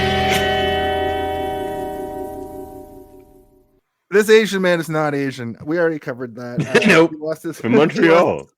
Yeah, it's true. But I mean, I was wondering how because they made his eyes look like Asian-ish, but it looked like I was like, is this makeup? Like, is this like a? No, he kind of looks like that. Like It's kind of like David. they casted him Carradine. for a reason, I think. Yeah, it's like they could have got David Carradine to play Dr. No, probably. That would have been awesome. I think that he maybe would have been like a child at this point. No. No. Well, maybe. All right. He lost his hand to radiation. Yeah, he maybe in his 20s. David Carradine was in his like 50s and the 80s when he was on when he played an Asian man on Kung Fu: The Legend Continues. That was in the 90s. You know what? Yeah, he would have been in his late 20s in this movie. Yeah. Bond sends Honey away He's like, get out of here. I don't need you. Just, I guess he's putting on the front probably. And then he tries to break a wine bottle as I guess a technique of getting a weapon and fails. It's well, like, because well, Dr. No says like the gods will keep her company or something, or like he basically implies the guards are going to do something to her. And then so Bond gets up and grabs the bottle to like pretend to beat him, but then they all like grab him and put him down. And he's like, that's a Dom Perignon 56 or something. I wouldn't like it to be shattered, you fucking idiot. And then he puts it away. But then he's also like, and the knife that you shoved up your goddamn sleeve, put it back, you fool. You think I didn't notice you do that? So like he's not doing that because he was actually going to smash the guy's head with a bottle. He was doing it to hide the knife, which is cool. Like that's a cool thing that both Bond did a cool thing. And then also Dr. No was like keeping track of the cutlery on the table, being like, I have to make sure can't that all any be cutlery is gone. geniuses, can we? Which is a great line. And he talks about Spectre during all of this as well. Yeah. Which we covered at length during the show. I don't think we need to. He said, Dr. No. They used to call me Rectum Expectum in high school, but now they call me Dr. No. That sounds like a Harry Potter spell. Yeah, you go to the once you're a 40-year-old wizard, you got to go get Rectum Expectum done from your local, just to make sure you don't have colonopics. Dr. No almost everywhere. It won't stop. Dr. No's mad he couldn't get hired in the States. He also couldn't get hired back home. So he's just doing crimes now. He's just world domination, I think, is the play. It's like if Einstein was like, they don't really like me. Oppenheimer isn't really keen on me. So world domination. No, he's just Milton from The Office Space. He's just like, well, I could set the building on fire. I'm going to, if I don't get my stapler back, I'm going They took my stapler and they never gave it back. It was a swing line. It didn't jam. Back.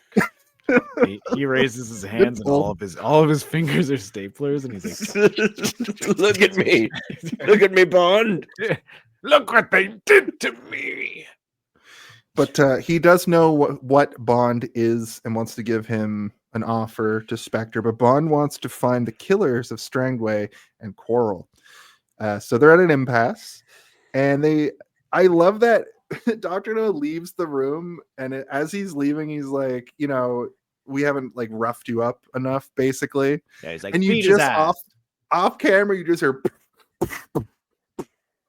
And I thought it was going to turn back to them and him beating them up, but no, they're just they're putting them through the gears. I was gonna say it does turn back, and they are just doing one of these like they're doing like the wrestling slaps and stuff. Yeah. Like,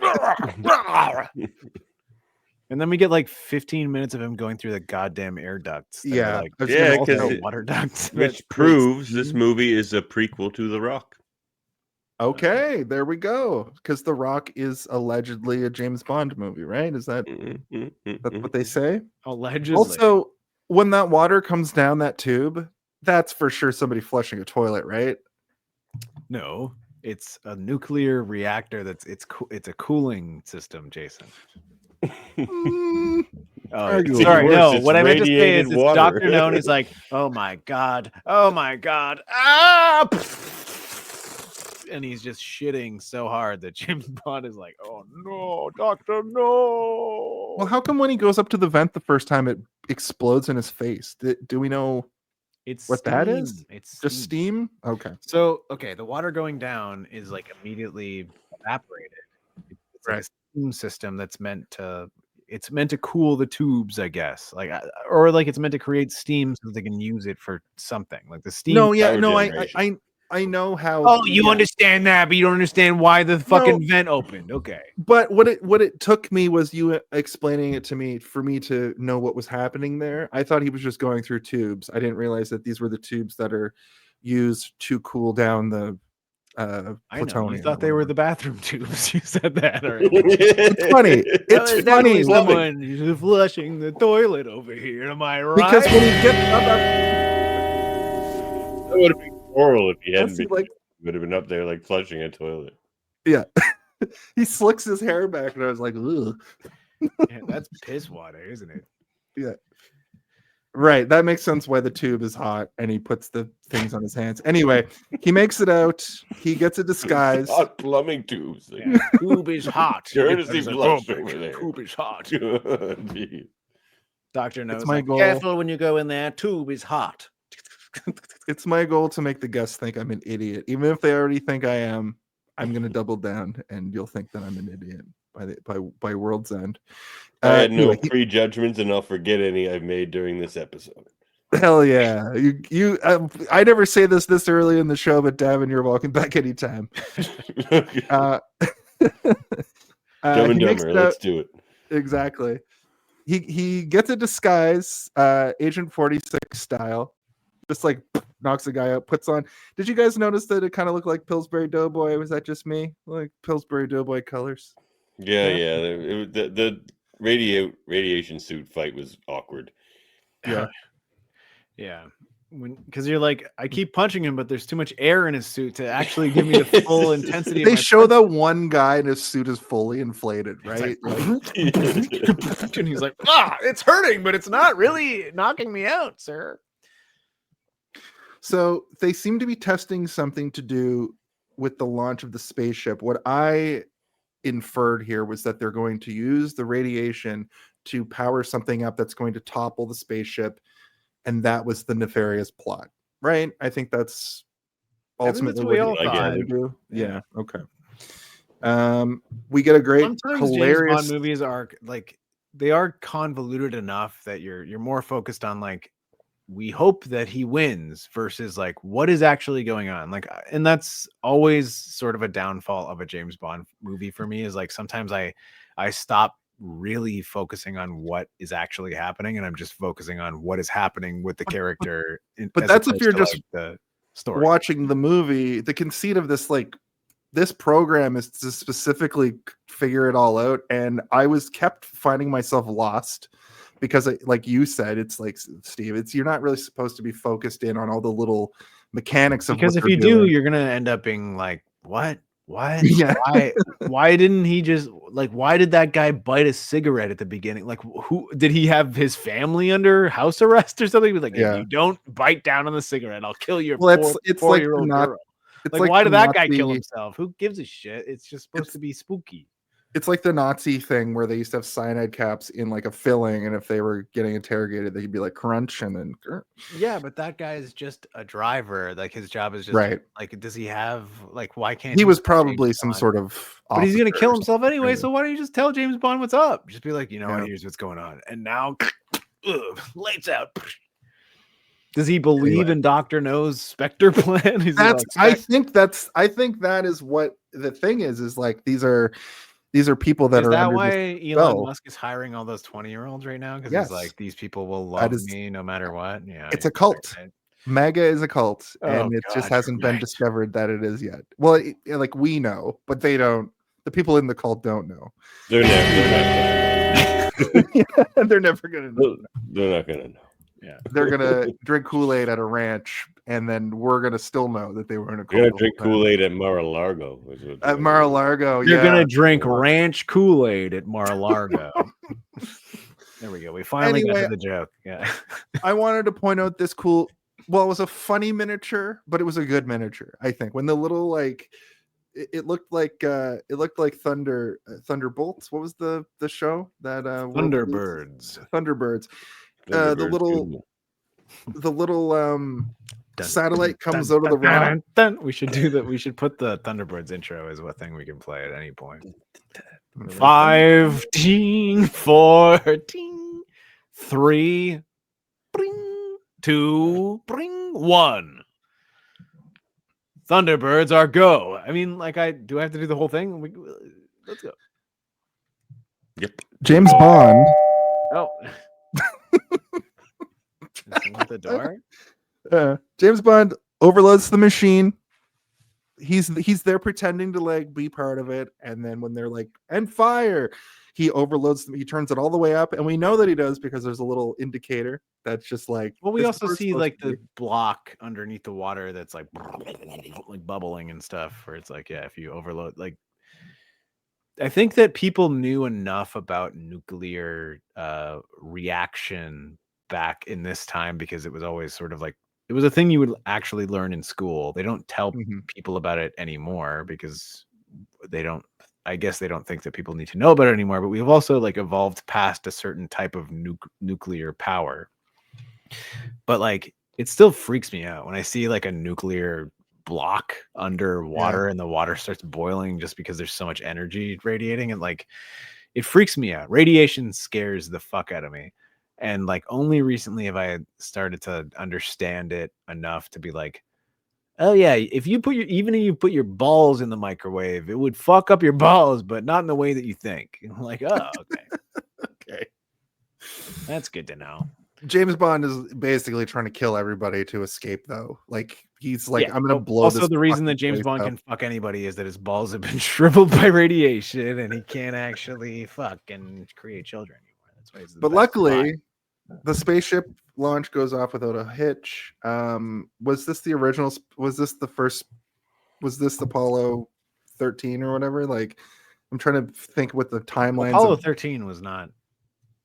This is late. That's later, right? This is just a ship going up to space. Apollo 13 is the movie Apollo 13 where like the Yeah, ship but fucks that's up. based on reality. Yes. What? That's the. Oh, sorry, that's not the moon landing then. No, that's No, that was in the 1969, which was 50s. made after this movie. Oh. This movie was made in 1962. The moon Hmm. landing was 1969. This is like Oh, wow. years Yeah. before the moon landing. Yeah. That's what I thought. Okay, so they're just probing space. They're just racing against Russia at this point. Iron They're having a Curtain. race war, is what's happening. Yeah. Exactly. So A anyway, space race war. we get a final battle between James Bond and old fucking Metal Hands over the irradiated water. It's pretty epic. They kind of wrestle down onto a little like elevator thing where the rock was, and Bond fucking kind of just pushes him in the water. And because, like you were saying earlier, Davin, his hands are made of metal, he can't grasp the pole, and they show him not able to grasp the pole about 6 times, and he melts into that water. He doesn't have natural friction. No, it's just metal on metal. Too slick. He's They like, should have been strong enough for those hands for him to like. Yeah. Yeah, like like- or something, and like. Hmm. He He was think already of up that, to his though. neck in the water, though. Yeah, He's already toast. yeah, too late. He's like, I'm gonna whole robotic body at this point. Maybe they were that's their plan is his head like pops off. He's gonna be like Darth Vader or the swamp monster, the radiation monster. The I was gonna say Krang. sewer like he's monster. in like a Oh, like a I watched RoboCop last Pen. week, and I was thinking of when the main guy becomes the toxic waste monster. It's then not like that explode. meme is just like dude died and they still sent him back to work. Yeah, I love that because Yeah. that's what would happen now. We're days away from a RoboCop. I'm telling Yeah, you. pretty much. Did you guys hear that they're making a new Toxic Avenger? That's kind of exciting. They It's made out. it. It just- Yeah, they made it. Or it's not out Peter yet. It's coming Dinklage? out this. Oh, It's I coming thought out it was this summer. But yeah, It's and, kind of nice that Peter Elijah Dinklage Wood's is in it too. playing Toxic Avenger too. Like I kind of like Hmm. that. I want to see it. It looks good. Yeah. I'll go see that in theaters. It'll be a weird like superhero. I just mean because like it'll be a weird summer blockbuster feeling to go see. It'll also be probably like a a hard trauma thing to film. find because like I remember when we were younger, it was hard to find stuff like that to go see, and like this seems like something that will maybe be a wide release, but like probably shouldn't but in be. like smaller theaters, or do you Yeah. think you go to Cineplex and see Toxic Avenger? Because that I don't know, that'll be- man. I think my last friend that I had that I would go see like hard to find shit with was Cam, and you know I stopped going to see movies because like COVID happened, and now my chemistry has changed, where I'm like I can't be around people chewing on stuff while I'm It in a also, theater. yeah, it sucks to go see movies in theaters now. We're so close. Yeah. Sorry, Uh, my bad. The way that they leave Honey Rider is so shitty. Well, it turns out they just put her next to like a water inlet that was slowly filling up, completely off camera over there. We had no idea where she was. Bond finds her. She's just like chained up to the ground. Anyway, he saves her. Isn't that a fucking? Did you guys? Were you put off by that? Seeing that for the first time? Because I was like, what are you talking about? You're just gonna drown her slowly? They're not nice guys. They're bad guys. Yeah. I feel like that was probably like Dr. No being like, just in case he gets out, we'll have her in a harder to escape situation to make his escape harder. Like that's all. It's the only logic I can imagine. Because like it seemed like he didn't want to fuck with them until Bond was James like, Bond was like, "No." "You are crazy." Really, the only thing that makes sense is that creep that she sells the shells to in Malibu. He's part of snuck in there, Spectre. and it was Yeah. that she won't sleep with him, so he chained her down and left her there to die. Yeah, it turns out like she's like, "You," and he's like, "That's right, I'm part of Spectre."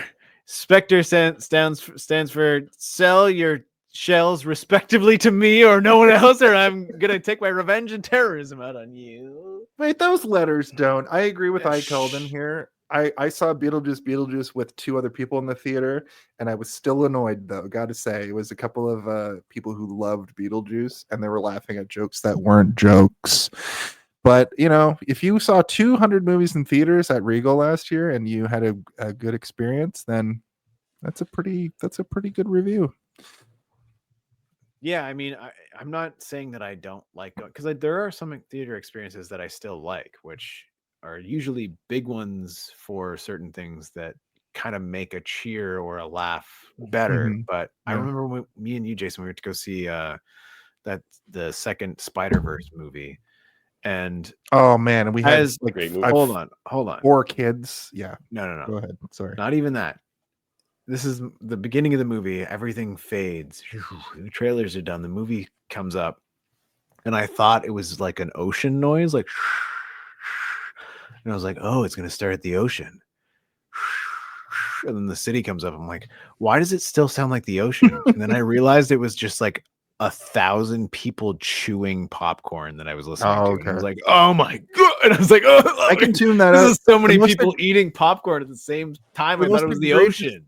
The most egregious thing for me, like I tuned that up, but it was literally when people are just like having a full conversation. It's usually younger people that do it. They don't know, you know, they got to the age where they could go to the theater during the pandemic. So they were 10 and then now they're 15 and they don't know that they're not in their living room. Shut the fuck up, yeah. Yeah. Anyway, great shots of people diving from this place. I was looking for the word, I just couldn't. Island. Yeah, facility was the word I was looking for. And it explodes epically, which was great. And then the military rolls up, you know, Honey and James Bond get in a boat. People diving. They get into a rowboat. They're getting out of there.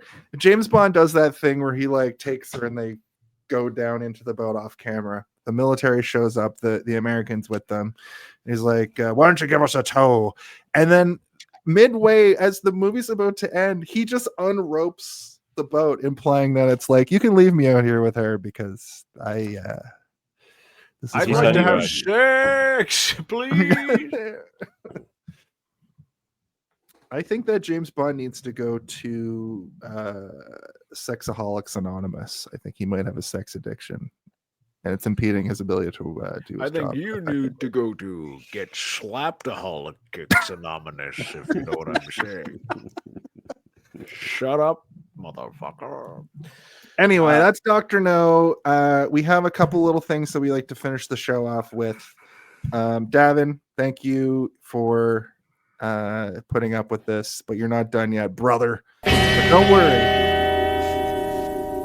They're singing me a lullaby next. That's all I'm saying. Well, the next lullaby is our Slapping a baby up in a tree. Come on, Why is it up in baby, a tree? slap me. to finish up the show. He's more here- into like early 2000s, like electronic, like smack my bitch up. That's like Sean Connery. You see him Connery's like, rocking into that. It's like, kick my bitch up. Now this is a tune I can get behind. Didn't make music like smack my bitch up anymore. What the hell's going on? That's really funny. That is very That's good. funny. That's good. We should Um, all talk about it more. No, I'm just kidding. We should. No, we just it's just our final thoughts and our home alone of it all. Oh my god. If you had to pick one, what do you think the Home Alone of it is all? the Home Alone of it all? Can someone please tell me when the Home Alone? I really gotta know. When is the Home Alone of it all? What is the Home Alone of it all? Now that's the Home Alone of it all.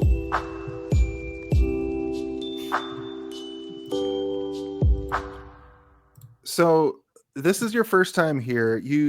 I don't know how much of the show you've actually seen, but essentially the Home Alone of it all is the idea that in the movie Home Alone, the part of the movie you're there to see is essentially when Kevin McAllister slaps down the blueprint and you see him drawing all of his horrible little torture devices for Harry and Marv. I coin that. I think every movie has sort of a Home Alone of it all. It can be like your favorite part, you know, or like when the movie gets going for you. So I want that from you. And in addition to that, sort of your final thoughts, and then also your like rating. So out of what? Whatever you want. It could be nonsense. It could be out of 10. It could be whatever you want. However you rate movies personally. All right.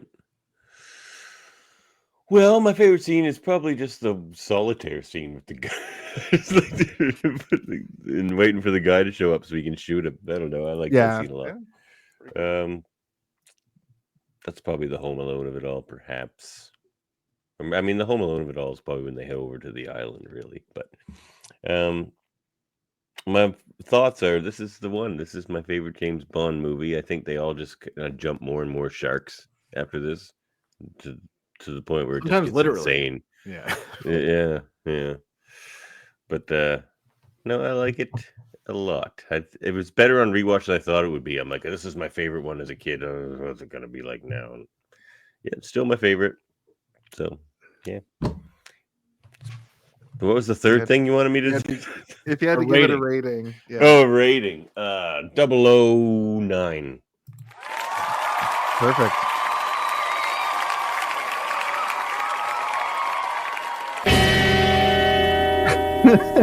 You know what, Steve? Maybe that's the new thing.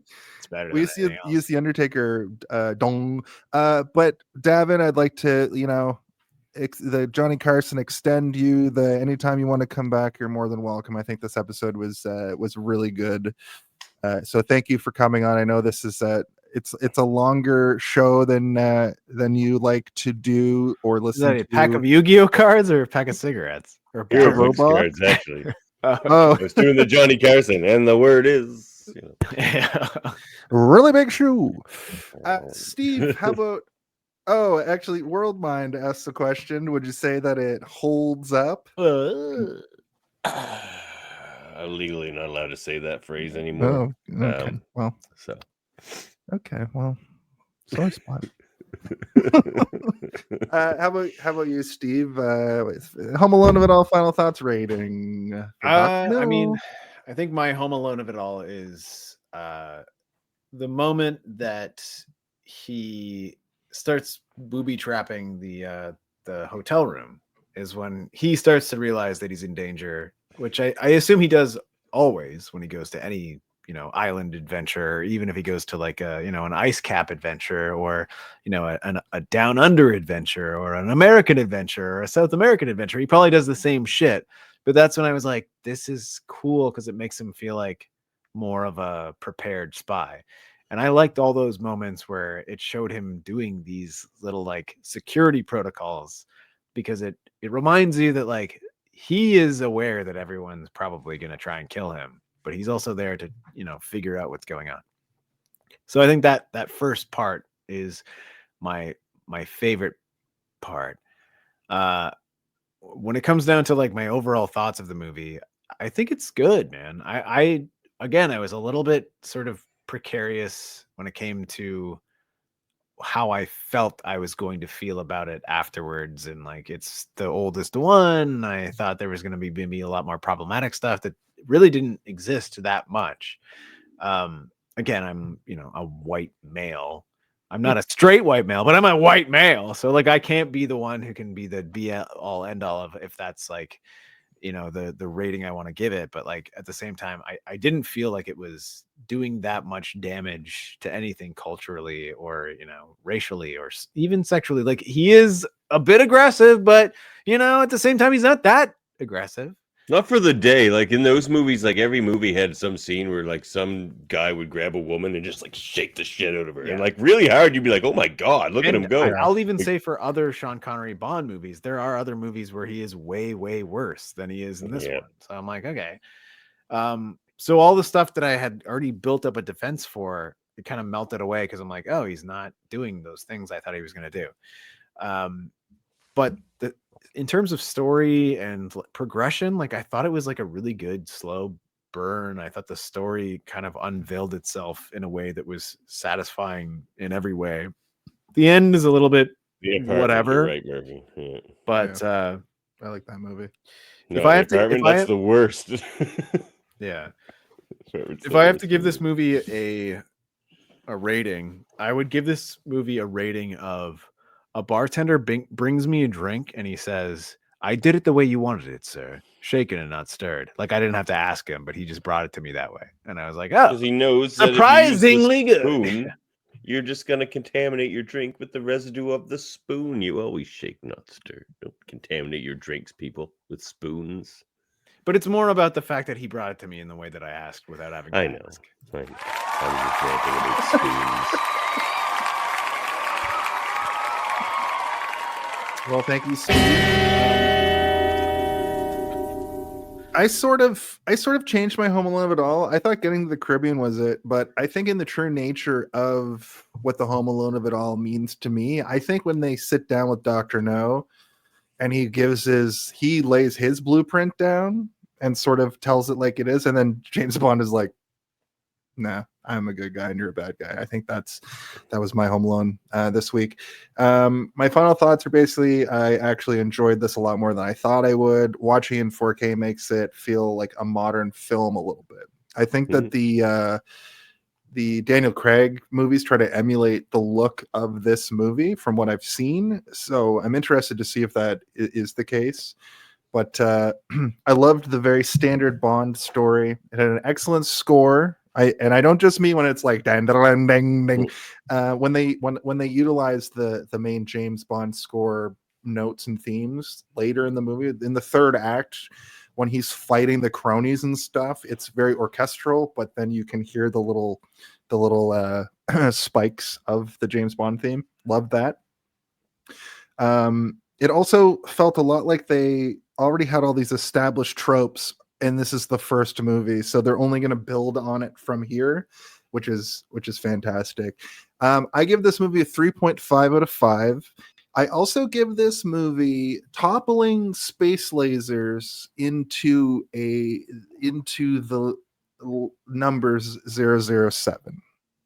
Whoa. Ding ding ding ding ding ding ding ding.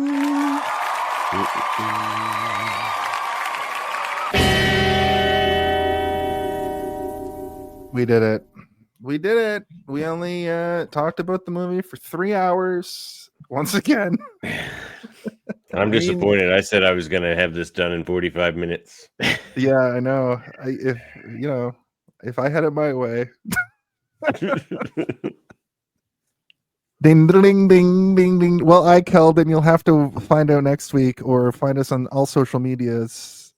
4 sharks with freaking lasers on their heads at a 5. Or just, scroll back on this stream where they had a poster up earlier and they showed all 4 of them. You can do that too. Here's the thing. Well, for the very last thing that we're going to do here is we're going to talk about our plugs. So my plug is right here. All right, let me just plug this in right here and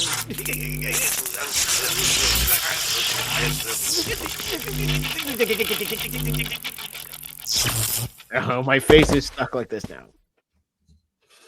Like the lady from the beginning of this movie. Oh my god.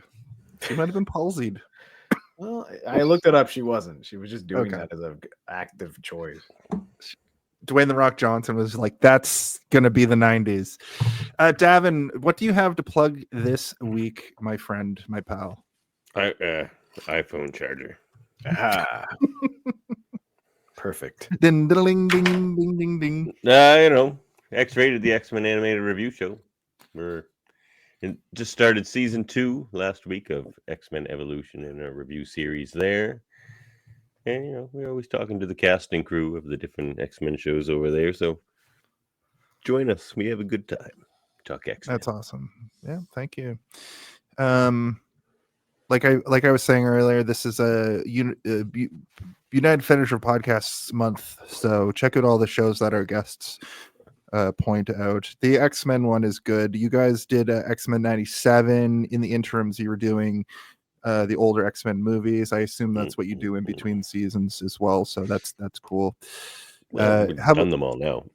We've done them all at this point. Awesome. Yeah. How about you, Steve? Mr. 00 difficulty. I've been trying this whole show to figure out what that means, but Oh, in the Nintendo 64 game, there was a 00 difficulty. Oh, yeah. Mhm. Which I like to believe my life is on, because like sometimes I walk down the street and homeless people punch me in the face, and I'm like, "What did I do?" And they're like, "You put it on 00 difficulty, you fool!" And I'm like, "I forgot to turn it off." Well, see, I'm gonna go out of this show here with as a villain. There we go. Oh God, odd job. Yeah, I'm still doing Darth Theorist and the Three-Eyed Theorist. Both of those are doing pretty well. I actually had my first script that I wrote for Darth Theorist go out today, and it's getting some pretty good interaction. I mean, it's not our most watched episode for, you know, the time that it's been out, but I did write it, so I feel kind of cool about it. And if you guys could go check it out, it's called "What If Darth Maul Awakened Exar Kun" from the 90s comics and books and novels and all that shit on Yavin 4, and it's pretty cool. It's pretty cool. I think I do all the voices as I do for both channels, but in this one I feel a little bit more connected to it. So if you guys could check it out, I would appreciate it. I also am doing another channel that's going to be coming out shortly. I shouldn't maybe say yet what it is, because I don't know if it's going to be connected to the What If or not, but it might be. Yeah, so keep an eye on that. And then we've also got all the other stuff that I plug every week. So, you know, just check those things out as well. great. Can you say that all again is RFK? I am Darth Maul. I'm going to Yavin 4 to look for Exar Kun's head. His head was there. I think they left his head there. That's uncanny, actually. They say they're putting midichlorians in the vaccines. When I was younger, the midichlorians were in natural minerals that we would absorb through clay that we would eat through melons and potatoes, absorbed through the dirt that we would grow them in. That's so fucking weird. Listen, you can find Hey, Did You See This One every single week right here on YouTube and Twitch. The next day on Friday, it's usually Thursday at 8 p.m. Eastern, but on Friday I put those shits up for on demand. I've been doing a little bit of a push to have us have more shorts and reels and stuff. So check those out. You can also find me, Jason R. Phillips, each month at Super Kicked Wrestling. I'm the ring announcer there. We have a show coming up on February 28th. It's called Throwdown. You can find us there. We are also professional wrestlers. It's so fucked. But also check out our Redbubble and our TeePublic, where Steve has illustrated. You can get the regular logos on a shirt, but Steve's also illustrated a lot of other stuff that you can get on a shirt and stuff coming down the pipe. Like, I think we're gonna make a carpal tunnel and a lockjaw shirt or some sort of combination of those things. You can get the Grimoire Familiar Killers. This very series, this James Bond series, is directly related to this because it's another book that we're opening. From that series, we have Kill Aid, also Twinkerbell. I'm still waiting for somebody to buy a Twinkerbell shirt. I don't know who you natural freaks are. Twinkerbell. Also, you can get Zardos on a shirt, and our newest shirt, the Howie Mandela Effect. I think this one's going to sell. Theory is this one's going to sell first. Also, apropos of completely nothing, here's Mark Twain, but it's Vanilla Ice. Figure that one out. What? Can't get that on a shirt, but it's here. You can see it for some reason. We love it. That's our show for this week. Before we get out of here, I think we have 2 more comments. Nope. Fuck. There we go. Yep, that actually tracks. I like that. Tomaccos. Tomaccos. I had a bunch of tomaccos as a kid, and it made me talk like this. No, I don't know if we okay. Listen, a lot of people say a lot of things about, hey, did you see this one? But a lot of people these days have been asking one question. And Davin, there's one question that needs to be asked each and every week here on the show. Could you ask that question for us right now? Hey, did you see this one?